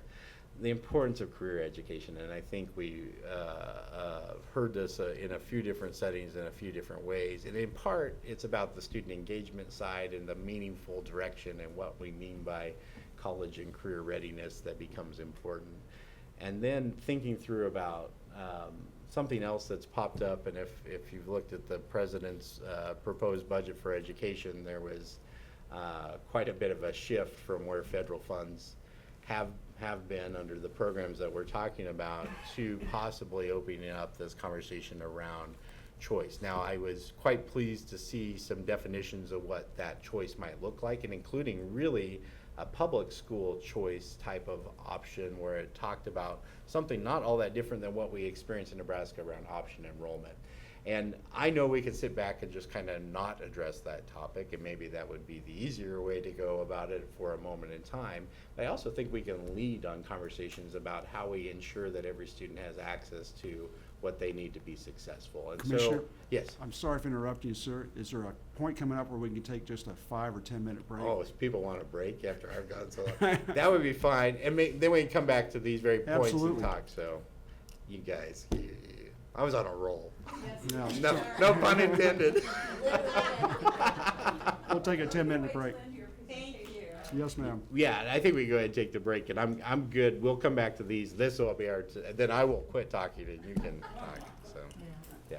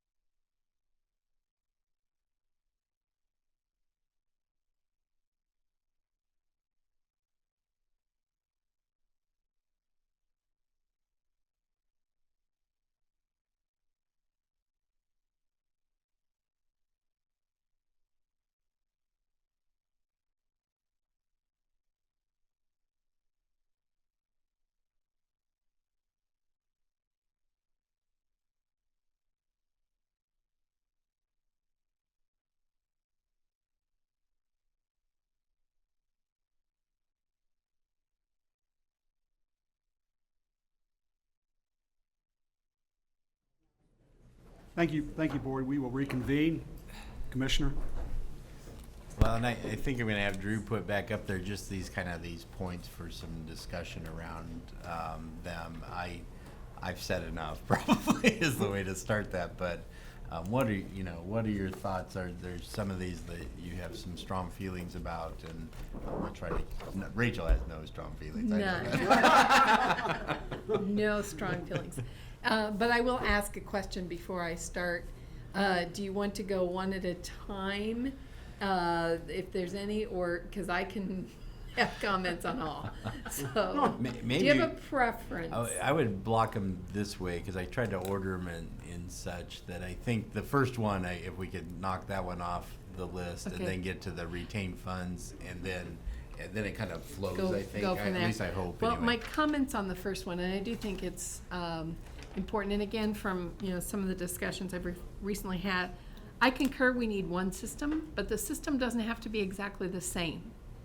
I think that we may have more elements that we think are important in our system than what we report to the feds. And I think this is our opportunity to have our system of accountability and not a system that's the federal system.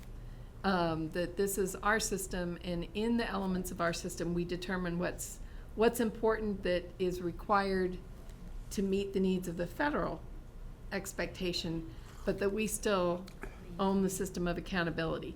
So I think that's, for me, an important distinction, so that when there is accolades about our accountability system or criticism about the accountability system, we own it, as opposed to saying, where we've been for 17 years, this is what we have to do for the feds. So I think that it's important to have one system, but I don't think they have to be exactly the same. So I think if there are elements that we believe are important in our system that we don't want to prioritize for reporting and being a part of the federal system, I think that's okay. That's a conversation we can have. So I don't think they have to necessarily be exactly the same. I just want to concur with Rachel. I think she made some excellent points there to keep them separated so that we have ownership of what we really want besides just the feds.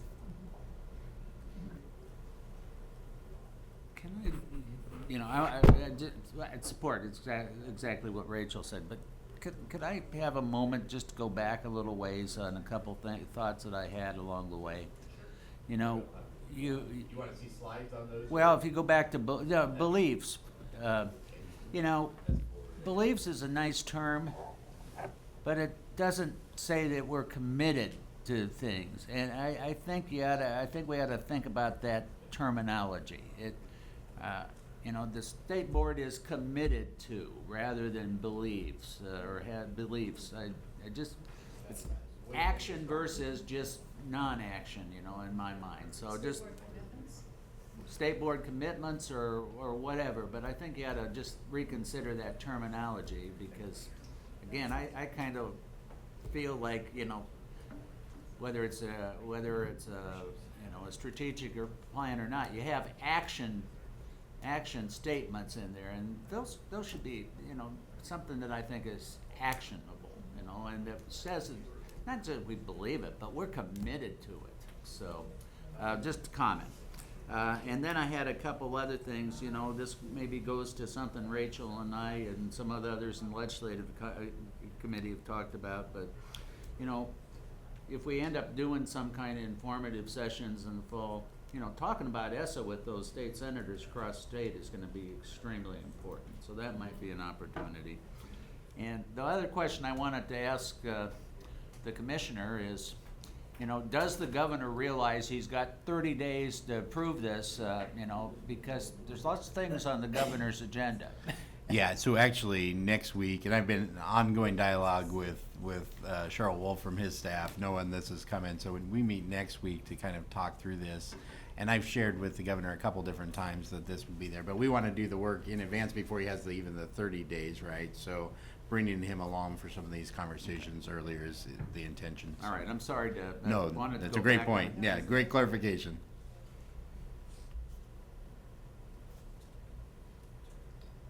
I just might, just because of that belief and commitment piece, that's actually a really helpful comment in how we continue to draft and refine the narrative, by the way. So, I mean, I think that's actually very helpful for me to think through. I remember a long time ago you said our accountability plan is the AQuest, is not what we have to do, but what we get to do. It's above the federal demands, mandates, et cetera. So I think this provides a real opportunity for us to fine-tune in a way, and I'd like to go to the second bullet point, choice to retain funds at the state level as possible.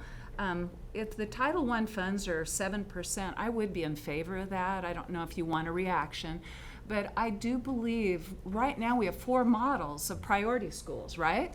But we only had money to do 3. We haven't addressed our demographically transitioning schools. So I'm just requesting you consider fine-tuning our priority schools with these additional funds so we can address each of those 4 categories. That is one comment, and my other comment is I would really encourage, as we go out with this ESSA plan, to increase our student engagement. I think in my area anyway, we did not have a lot of students attend our stakeholder meetings. So I don't know how you want to do that, whether you go through NCSA and ask your administrators to contact different student groups, because it's not just the student council. It's the band people, the art people, the athletes. But if the administrators can get the survey to maybe the president of the student council, then each high school can distribute it according to their student population. Thank you. Since we've moved to number 2, and I concur with Molly, I think keeping the set-asides that we can and maximizing the opportunity of those set-asides does several things, and I concur that it may help us think through the intervention supports are needed for priority schools and needs improvement schools. But I also think that our recent adoption of assessment in the transition of assessment to being a statewide purchase starts to demonstrate some statewide value. And I think there are some other things that are statewide value that we've maybe not utilized some of the federal funds to help move forward with some statewide support. And I think that can be around professional development, the 3%, and using technology as a part of that process. I think it can be around teaching and learning. So when you think about that 7%, you know, thinking about not just the intervention of schools, but are there some systems of support that we can help provide statewide through that? And so I do think there's value in really trying to move forward with using some of the federal funds for some new and innovative statewide systems of support.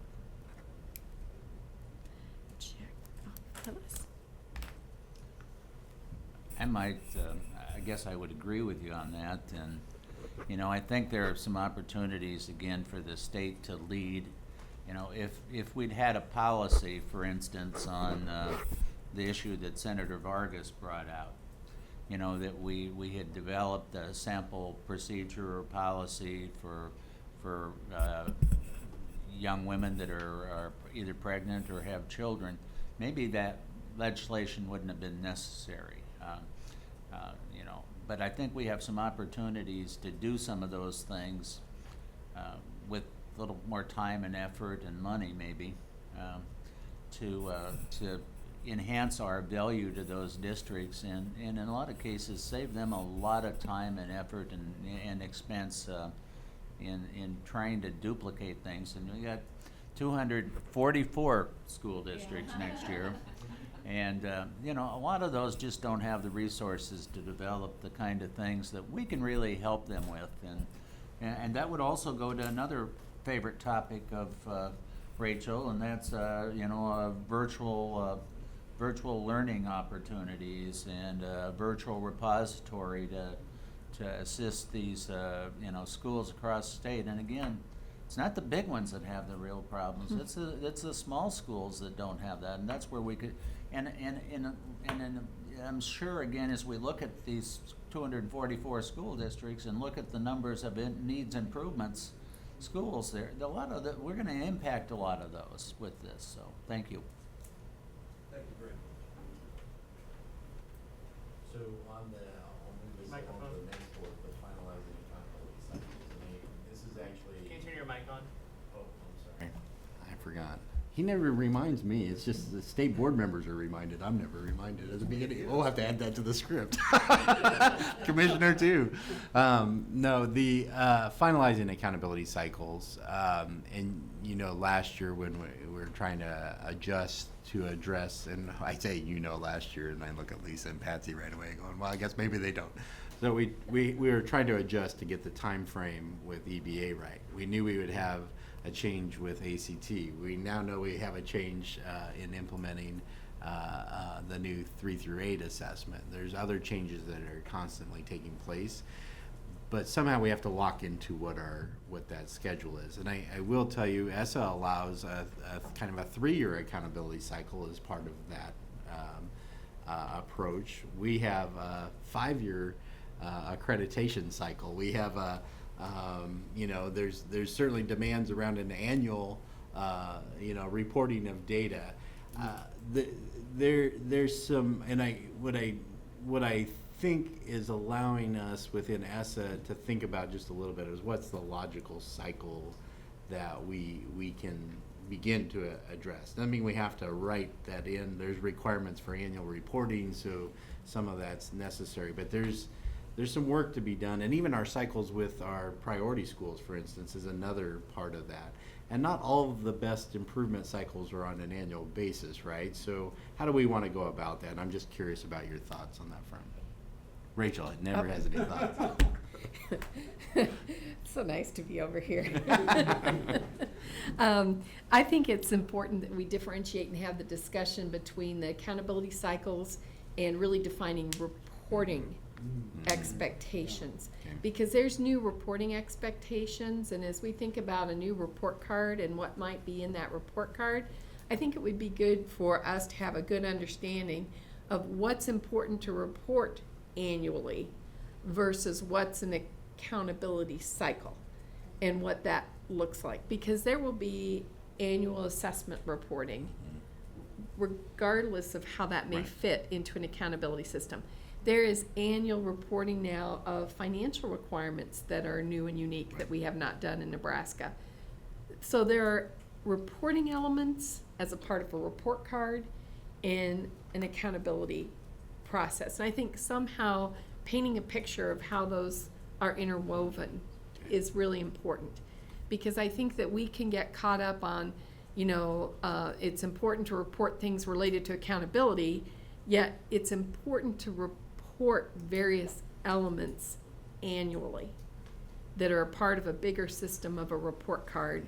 And so I think being able to really clarify that and have everyone understand the difference and the importance of both would be really valuable. Molly. I have a big ask for you.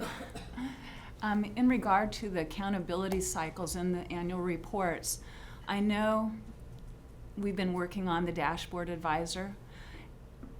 I hear from my teacher friends and across the state that it still is a burden to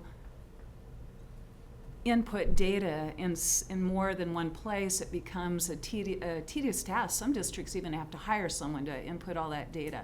So as a dashboard advisor evolves, I hope it's not just accountability to the feds. I hope it isn't just what we need to do, but what we get to do. I still think there are some school districts that I've visited with in my curriculum meetings, they don't even use the dashboard advisor for their formative assessments. And if in fact we're going to have accountability that is integrated into ESSA with our EBAs, wouldn't it be cool if the dashboard advisor could have that data be infused and integrated so a teacher could actually inform instruction using disaggregated data appropriate to her district as determined by their leadership cycle? Is that a dream, or is that? No, I mean, I think that's very much the vision for what we would hope to accomplish. There's as we, and because you've been here for the, budget requests and those things, so where we've lacked capacity. And I will tell you, most of the data work that we've done has been on federal funds.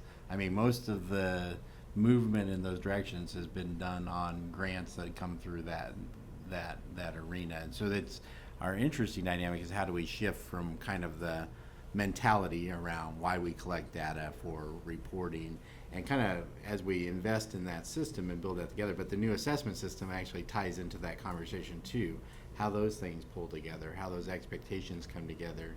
And back to kind of I think Rachel's point about this kind of support system for schools is really, it has to be integrated. Otherwise, we're doing a whole bunch of one-off activities all the time, and that can't work for us in the long run. So I think that's it. Quick question for you. In regards to, we've always laid a lot of stock in regards to Dean Falk's, if you will, advisor, in regards to its relationship and linkage with ESSA in regards to data reporting. Is this going to slow us down any in the near future? I understand advisor's been cut from the budget. Well, we didn't get the investment from the state that we were hoping for that to advance it quicker. We're continuing to move it forward as quickly as we possibly can. This actually came up on the financial reporting piece when we were testifying over. I think it was Bryce was testifying over in the education committee about, or maybe it was Matt Hastings. I guess it was Matt Hastings. Now I'm getting it all straight, but I remember the dialogue there, and it was, except for who was in the dialogue, but I remember otherwise the dialogue that, hey, look, why don't you just do this? Well, Matt basically laid out a case of, hey, look, if you want to do it in 1 year, we need resources for that. If you want us to do it in 5 years, it's a lot less resource. We just have to be able to schedule that out. So time and money are always kind of connected in our capacity to get that work accomplished. But it becomes our ongoing vision. Our schools need to help us support that vision too, right? And so we have conversations with them, and there is demand for that because they're feeling like they need that support, basically, those additional supports. And again, the MAP assessment piece going statewide is kind of that one of those first steps into how we could actually build that type of support system. I don't know. John's running this right. Kind of in this accountability piece, and I'm almost going to drop to Corinne as part of this. I think it's important that we think about other accountability systems that we have that are federally required, and how do those fit into this process. And we've not spent much time in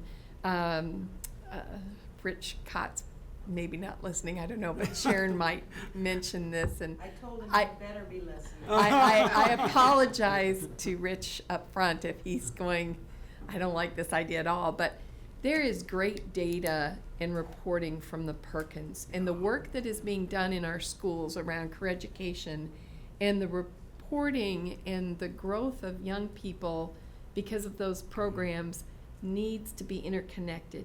It shouldn't be a separate Perkins report. It should be a Nebraska career education report that's an important part of our accountability system.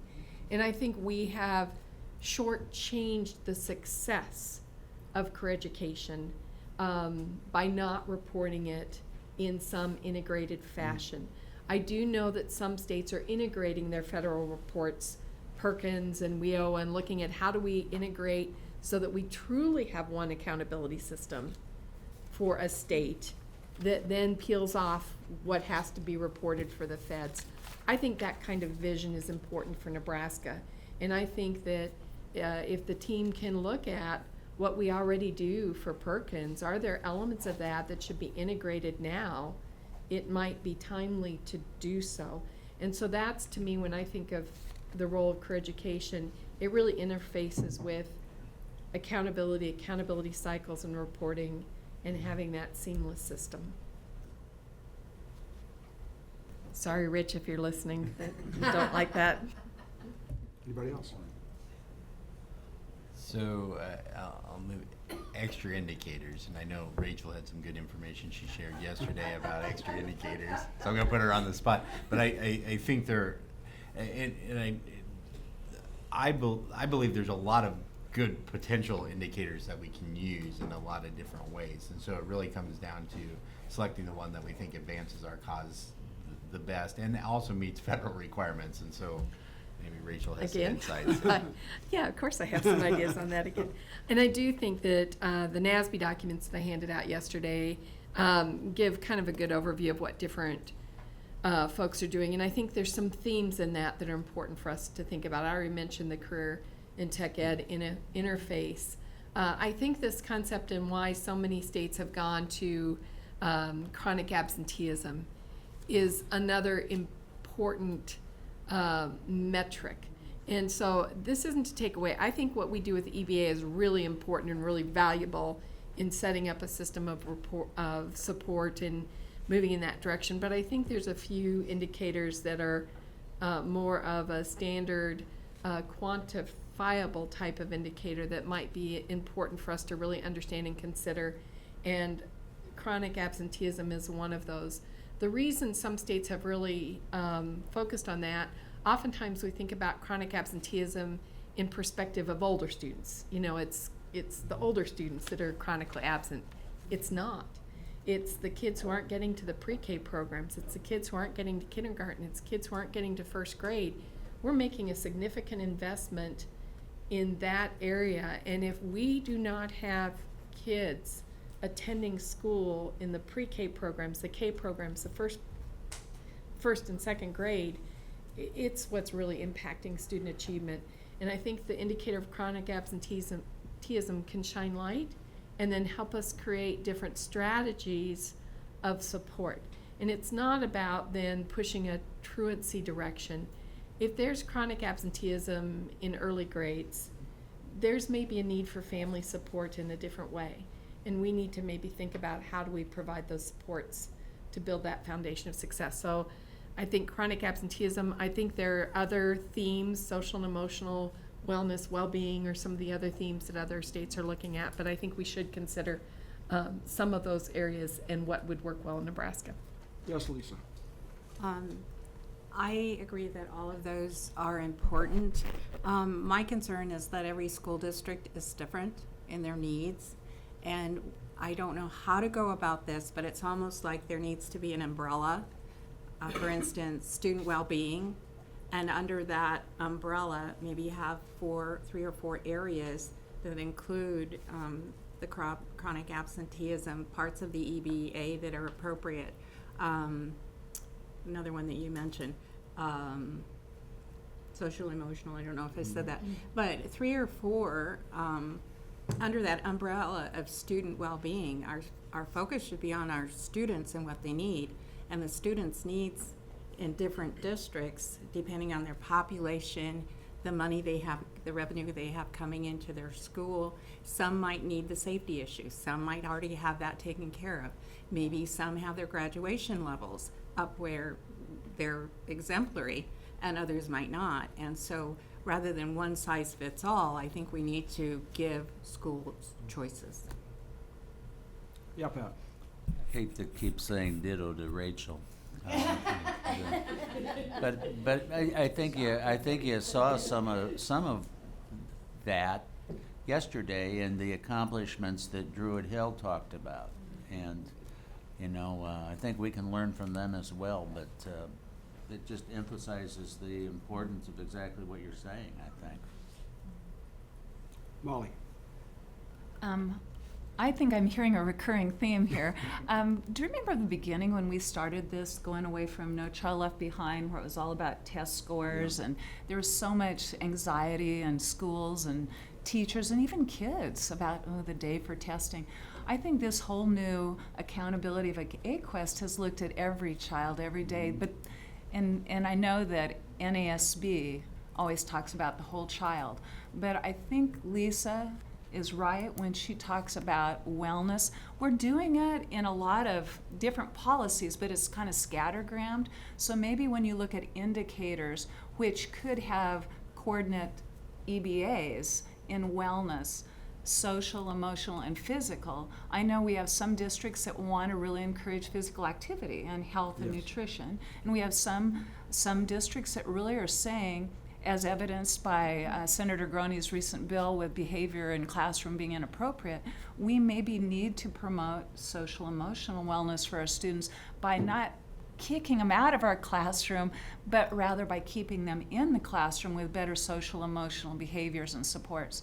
And that also, wellness leads to, I hate to say it, but I don't want to be like Big Brother, but we need to provide support for some of these parents too, especially some of our parents in our high priority schools, our urban poverty, and some of the parents need support in sparsely populated areas and demographically transitioning. If we don't provide support for the parents and family unit, we're never going to have sustainable change for their kids. Thank you. Anybody else? So, and I think I've heard a little bit, Molly mentioned a little bit on the kind of alignment to the priority school and the kind of those four basic areas, but our selection of comprehensive and targeted, and the meat of this is where we spend resources to support schools. So, and I guess Rachel mentioned the kind of also the broad-based support part of that. But I guess I want to know, are you comfortable with us moving forward kind of in that notion of that alignment to how we design priority school work? I'm still worried yet about how we scale up some of that activity, just, because it's intensive in that work, so we're going to have to keep thinking about how that comes across. But I just generally wanted to know if you're comfortable. I saw Lisa in there. Go ahead, Lisa.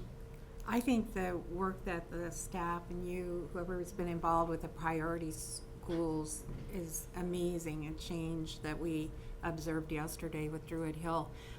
Whatever we decide with the priority schools, one of the concerns I have is the exit plan and how that's developed, and that we don't just leave them hanging, that there needs to be some follow-up. I don't know what that will look like, but I believe that's really important to sustain what you've worked so hard to get, because superintendents change, school boards change, teachers change, and it could evolve into something we don't want if we don't monitor or have some process in that exit strategy to stay in contact. Patsy. Well, one of my concerns, first of all, compliments, because as a teacher leader for years, I was so concerned about labeling schools and then walking away, and they had a big old label with absolutely nothing to do about it. And it was disheartening as a teacher and disheartening as a teacher leader.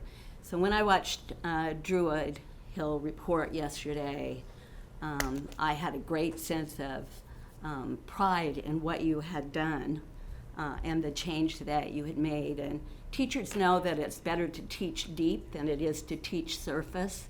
And that's what choosing 3 schools did, is it allowed you the opportunity to improve deep and not just surface. I agree with Lisa on walking away. That's a huge concern of mine as well. Because when you walk away, well, we know that in so many aspects of life, you better have prepared them to stand alone and to have the leadership to stand alone. I also am concerned that there are 87 schools and we're only reaching 3. And I don't know how we address that, but boy, that's a high need that we have in this state.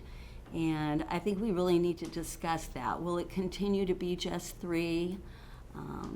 So actually, I'll address it quickly.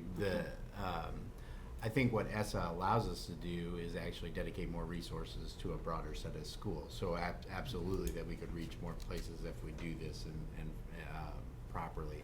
The state law only identifies 3 for priority school status, but our ability to identify then the comprehensive and targeted is actually many more schools. And also what we're trying to learn from the priority school process is how do we continue to engage to build capacity with ESUs, with OPS. So OPS is working intensively in 8 different schools right now. You just saw the one because we were able to identify one. They're working in 8 different, I think it's 8 different schools, 9 different schools, 8 others, so intensively. And so we're also trying to support the Omaha Public School District in a model that we think will help improve schools, right? It's not, so there's more to the support system than just the support of that particular place. there's the support to the best practices for improvement that we're doing. And I think that's how we get to start scaling up activities, and activities around those four kind of areas. So when we're learning something in Luke County just as much as we're learning something in Santee and we're learning something in Druid Hill, that gives us a chance to think about how we scale that up. And also on the exit side of that equation, how we scale up our supports that are there and sustained beyond the work of the initial intervention is important. So I think we're trying to think through all those things. It's not perfect, but ESSA gives us a chance to invest resources on that theory. Will we be financially supported for that? Yeah, by that's the ESSA? intention. That's the 7% of those funds potentially, and the others that could do that. And you know how that has to work is probably more complex than even I can describe right at this moment. But being able to identify the places where we direct resources, but our resources can also include supports that come from us. So if we're able to use resources to build broader based types of systems or people that are dedicated to certain work, that would be helpful. Rachel. And again, and I think it's important that we do expand the work, and I concur with my colleagues on the remarks of continued support. But as we expand this work, and I think start to replicate some of the processes and practices that you've learned and how to work through, I think there's a couple lessons learned that I think are important to put in the forefront. And that's that we identify schools, but that relationship with the district is critical, as you've alluded to. And I think that moving forward, if you think about, we only have 244 districts. You know, that impact at a district level is going to carry throughout more schools. And I think you see that with Omaha Public Schools and the presentation that we've had and the work that's being done. So I think that philosophy of engagement of a district, whether it's a very small district or a very large district, is a critical component to the success. I think, and you alluded to this, I think we need to put in, if my friends from ESUs are listening, you know, I spent a lot of years with an ESU also. I think their role needs to be clearly defined in the support process. And I think that's something that whether we do it through our accreditation process with Rule 84, whether we need to do it through the legislature in some perspective. And I know that ESUs work hard to serve and provide support of their member school districts as it relates to what their member school districts prioritize. But I think in this particular arena of really having an impact on student achievement across the state, we need to put some very defined expectations and support from ESUs in this process. And I think that will be important to have continuity across the state in ESUs in the kind of expectations and support for accountability and student achievement that we need in the state. You mentioned districts, which was glad to hear, and I don't know how this fits in, but you know, obviously OPS done a good job. We're doing a fairly good job with Druid, and I didn't really. They've got 8 others, but the fact is that 40% of our needs improvement schools are in the Omaha Public School District. There are 35 schools, I believe, in OPS that are needs improvement. And I think we got to look at the districts to see how we can help those districts, maybe not just OPS. Yeah, OPS has a lot more financial ability than a lot of these districts across the state. So we need to look at, just be much more aware of what we're doing, I think, with the districts as well as we look at these things. And then just one final thought, you mentioned ESUs. And I'm not an expert on ESUs, but I'll tell you, this system was designed more than 50 years ago and hasn't had any major restructuring or relook in my eyes since that time. And maybe it's time for a relook at ESUs. Mo.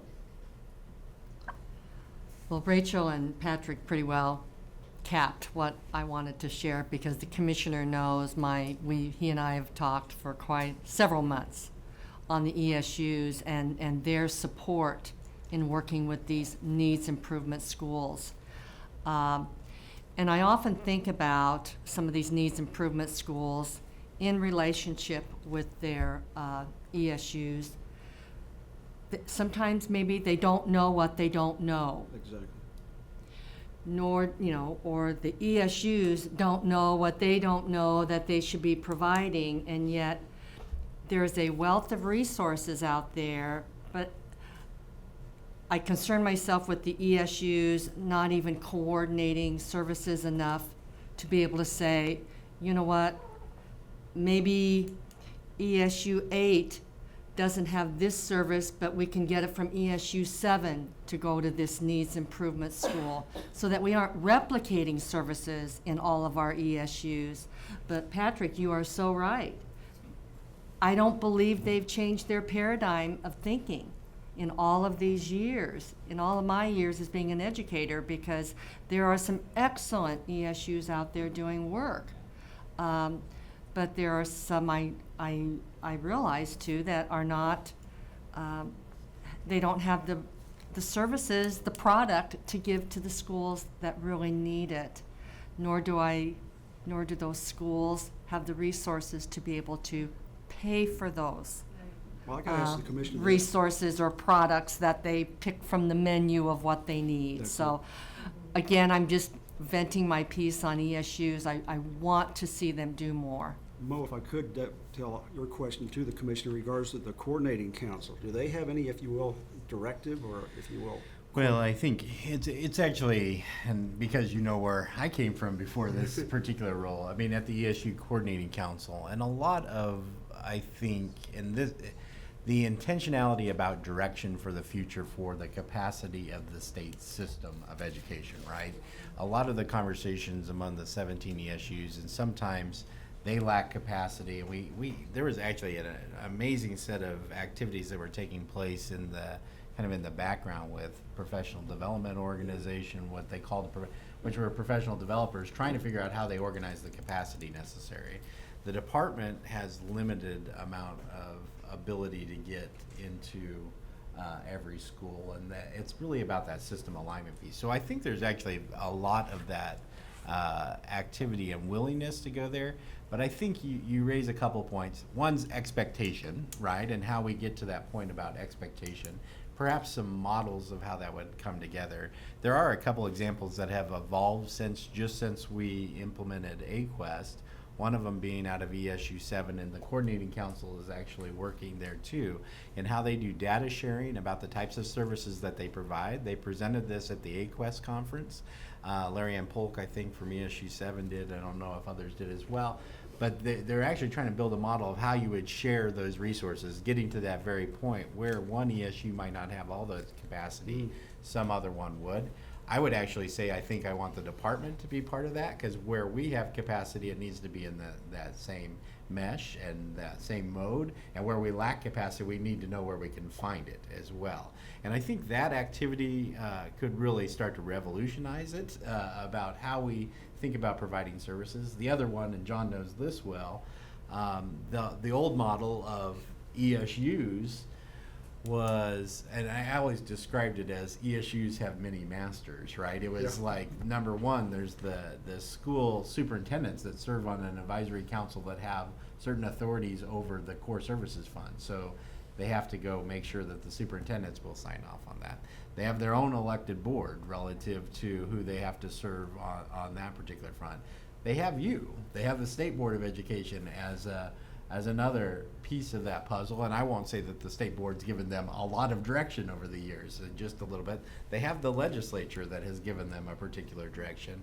And then when I first started, they had the ESU Coordinating Council and suddenly Matt Bloomstead to have to deal with, and you know how bad that could be. So but the reality is, I'm like, we have to shape this system to be able to get these things to align. If we're stumbling over ourselves, that's really bad. Schools are actually much in the same way. So schools have certain capacities that I think they could be shared. I can remember this over a period of time, and ESUs are the logical place to share them. But sometimes schools with capacity are less willing to share that capacity. Ideally, that would come together in that type of system. But we have to, and this is where you have that chance to lay out expectations of how that system would be aligned and how that would come together. And we could do that through Rule 84, and we could do that. So I think there's options for us to do that. But in the ESSA plan itself, we can start to describe some of those things as we would see them as ideal for capacity. Yes, Molly. One thing I've always been happy about our plan is that it goes from a positive nature. It goes about hope and not labeling and not blaming people and repudiating their care of children.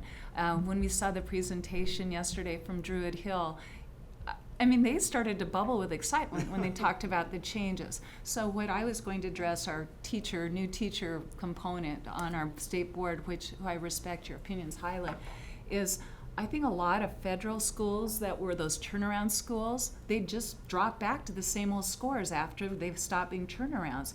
But in Nebraska, we really have a way, if we get our accountability right, do it systemically, so what has been successful becomes accessible. So if Druid Hill is an urban high poverty school and this worked for them and these are their artifacts, I hope that NDE creates an easily accessible link to solutions so that this worked in Santee. I'm a Native American school. I want to know how we turn this around, and I want your best practices. And wouldn't it be cool if whatever is really working becomes incentivized through EBA?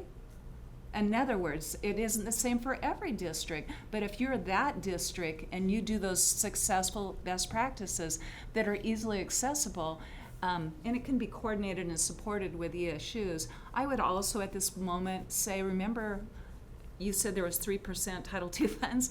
Let's not forget to integrate professional development for our teachers in these turnaround practices that are working, because as a former teacher, I know that if you don't have your teachers developed in these best practices, we've got to get the teachers on board. Thank you. Anything else? I'd like to say one thing, Commissioner. In Omaha, there was one school that they had problems. They put a new principal in there. In a matter of 3 years, the test scores just went out of sight.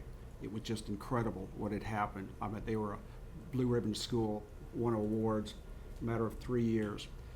In regards to leadership changed in that school, and in a matter of a year, they went back down. And you're so rightfully so in regards to when you mentioned leadership.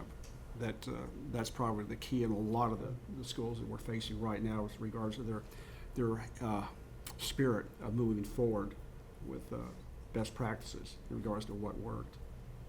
But then again, that just takes time. Thank you. So we hit on career ed side. Maybe Drew can put it back up. We hit some on career. I don't know if there's more to hit on the career front, but I think, realistically, I want to see that align as well and how we pull that together. And I think that's a great point around just on the reporting side. There's a lot of information that can be used more effectively. The next one around student choice option. Yeah. Okay. So, yeah. I was trying to gauge whether there's more on that. Role of career education. One thing we did this year that was so cool, we put vocational rehabilitation as an integral part of Nebraska Department of Ed. I mean, it's true, but we've seen Mark's face here. I mean, it's not here now, but I think when we do the role of career education and fine-tuning our ESSA, let's make sure we do it the Nebraska way and show how vocational rehabilitation really leads to careers for every student.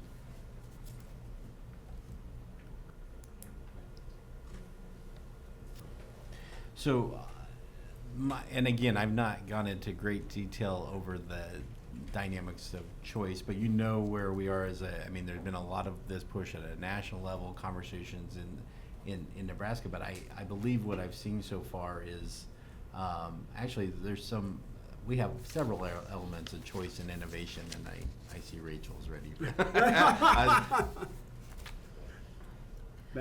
And I think that whether we put it in ESSA or whether we continue the conversation to be a part of the direction and accountability that we go, I think that we have choice and we need to honor and recognize the choice that's already available in Nebraska, and how do we continue to be creative in additional options and elements. And I think that when you look at option enrollment, we've got choice. When you look at our larger districts, whether it's Lincoln or Omaha, they've got choice within Magnet, with innovation. And so when we talk about choice, I think we also have to think about how innovation fits in that. I'll go back to some of the work that's being done in career education that's about schools coming together to work together to create additional kinds of opportunities in our more rural schools. How do we look at different models than the traditional one-size-fits-all school, and as that school gets smaller, it's more limited. So I think when we think about how do we expand choice, there's maybe a different conversation we need to have for rural areas than we do from urban areas. But whatever we do, we should have a statewide conversation about choice and what that might look like around the statewide framework of option enrollment. Lisa. I know Patsy has been involved in this, and I'm thinking other people too, where you've gone to a school or gone to a workshop in the 3rd district, and the wonderful things that are going on with career ed. And one of the schools, I'm not sure which one it was, had a separate school for particular career where the kids would work in the school and then go to this other school a different part of the day. And so it's really disheartening to see it right here nationally or statewide that we don't have choice. There are a lot of choices out there. We just need to make it uniformly available to the districts throughout the state. It's doable, and when schools work together and with our resources that we could possibly provide, it can be done under the umbrella of a public school. And we do have choice, and a lot of choices are happening with the magnet focus schools, these career schools. And I hope, Patsy, you remember the one where they have a separate building. It was Plattsmouth that I visited that had so many options and choices within the school for career development. Yes. Molly. I was just going to request, when we expand upon this topic of what does school choice look like in Nebraska, we look at AQuest as not education being a separate entity from the real world. And one choice might be to really piggyback with Department of Labor and future needs in workforce. I know in rural Nebraska, we have jobs that are going unfilled because we don't have students that are prepared to take those jobs. And they're saying now that our students are going to flip jobs, 3 or 4 times in their lifetime. So as you talk about school choice, I think we really should involve,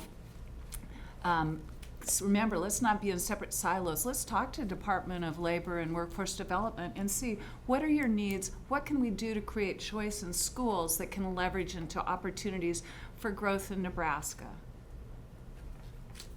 Patsy. Just one sentence, and that is, this comes from almost everything that's said, let's also advertise, make it clear to the public all of the choices Nebraska students have. I think we can do better with that.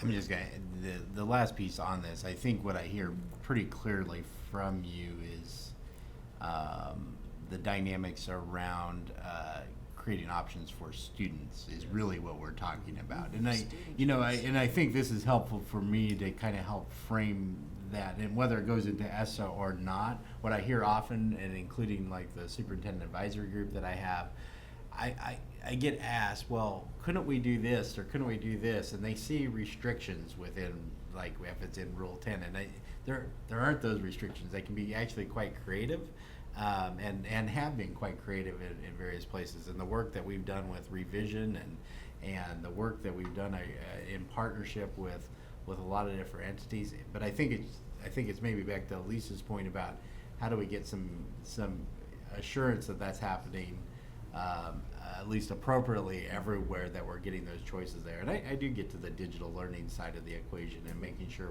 we're thinking about that, because that's a big thing. In certain areas of the state just don't have geography as an advantage to them, so we have to think differently. Or actually, it's a beautiful advantage since I came from Palisade. I'm just going to tell you.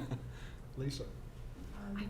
Patsy hit upon a point that has been near and dear to my heart, and that is our role as communicators of what's available and what's going on in the communities throughout the state. And I know it's going to be a hard job, and I know some of it's going on, but if we could get into a cycle of maybe every quarter doing town hall. I know some people on the board might want a town hall just for their own constituents, and I understand that. But for me as a newbie, I'd want to work with somebody who has history on the board, that when I get a question from 3 or 4 years ago, they have the background so that it's understandable for what's happening. And along with that, that's part of advertising is communication. And when we don't communicate with the constituents that we represent, and I'm getting better at this as I'm learning more, but I think that's kind of a weakness that we need to build upon, is getting more communication out there to the public on a regular basis, because we communicate, we do, but it seems to me that if we had consistency on a regular basis and everybody across the state was informed, we'd all learn what's out there, and they would know what's here that can be provided to them. That makes sense. Yeah. Oh. Okay. I'm looking forward to that town hall. Well, we know those two can go anywhere and have a Yeah, town hall. Bookstore, yay. Anything else? Commissioner? Yeah, so just to wrap up, so obviously we'll go through a process where we're pushing for and pushing out information and communicating that about the ESSA plan specifically. The plan is up. It's about a document probably that thick, so, and you won't see every piece of what we talked about in there, but you'll see how they can come together. And so really our work now is in that kind of refinement of that. I'd be remiss if I didn't thank a whole bunch of people that are in this room. I see Atwell and Russ and Janine and Terry and Diane and Brad and Gail and Ryan, and lots of people, by the way. So I guarantee you I'm missing a whole bunch of other people that have worked very, very hard. 3 a.m. emails from some of these people. I respond usually if I can. But the reality is there are people who care, trying to put the components of these pieces together. Our job and the philosophical job of the leadership of the board and is really important to me as well. So this helps me kind of keep shaping that in that direction. I'm going to need your help, like I said, in some further outreach with legislators. Absolutely. And continued stakeholder engagement. But just thanks for the opportunity to do this. Take a lot longer than I planned, and probably a lot longer than John planned. Thank you, Commissioner. Thank you very much, sir.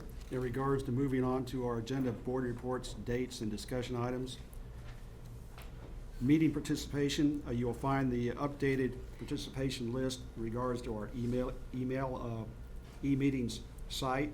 So if you got any questions about that, yes, Molly. I emailed Dawn Lynn, but I bet she hasn't had a chance to see it. I did want to go to the NASB annual conference in November. Okay, It's the last item on the list. got it. And I would like to go to the administrators' days in Kearney. I'm just not sure how many days I want to spend. Yeah, Mo. Yes, I failed to get my name in for the administrator days, but just for the NDE day only. Got it. And I'd also like to look at going to the annual conference. I've not been to one, but I promise you I will not go if there's more than 4 paid attendees from this board going. Anything else? So, John, I have just one point on, I understand that due to the end of the fiscal year piece, I think we need to get as much of your expenses done by, is it July 5th? Is that right?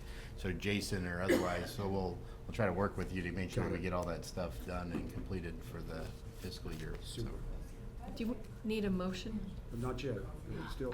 I wanted to say, Jason Gomez has been a wonderful addition. He's very articulate, he's very detail-oriented, and I'm sure it's created better coordination for all of us. So thank you for that. For him. Thank you, Rachel. I move to approve the meeting requests Is there a as modified in this meeting today. Second. Outstanding. Denise, roll call, please. Rachel Wise. Yes. Maureen Nichols.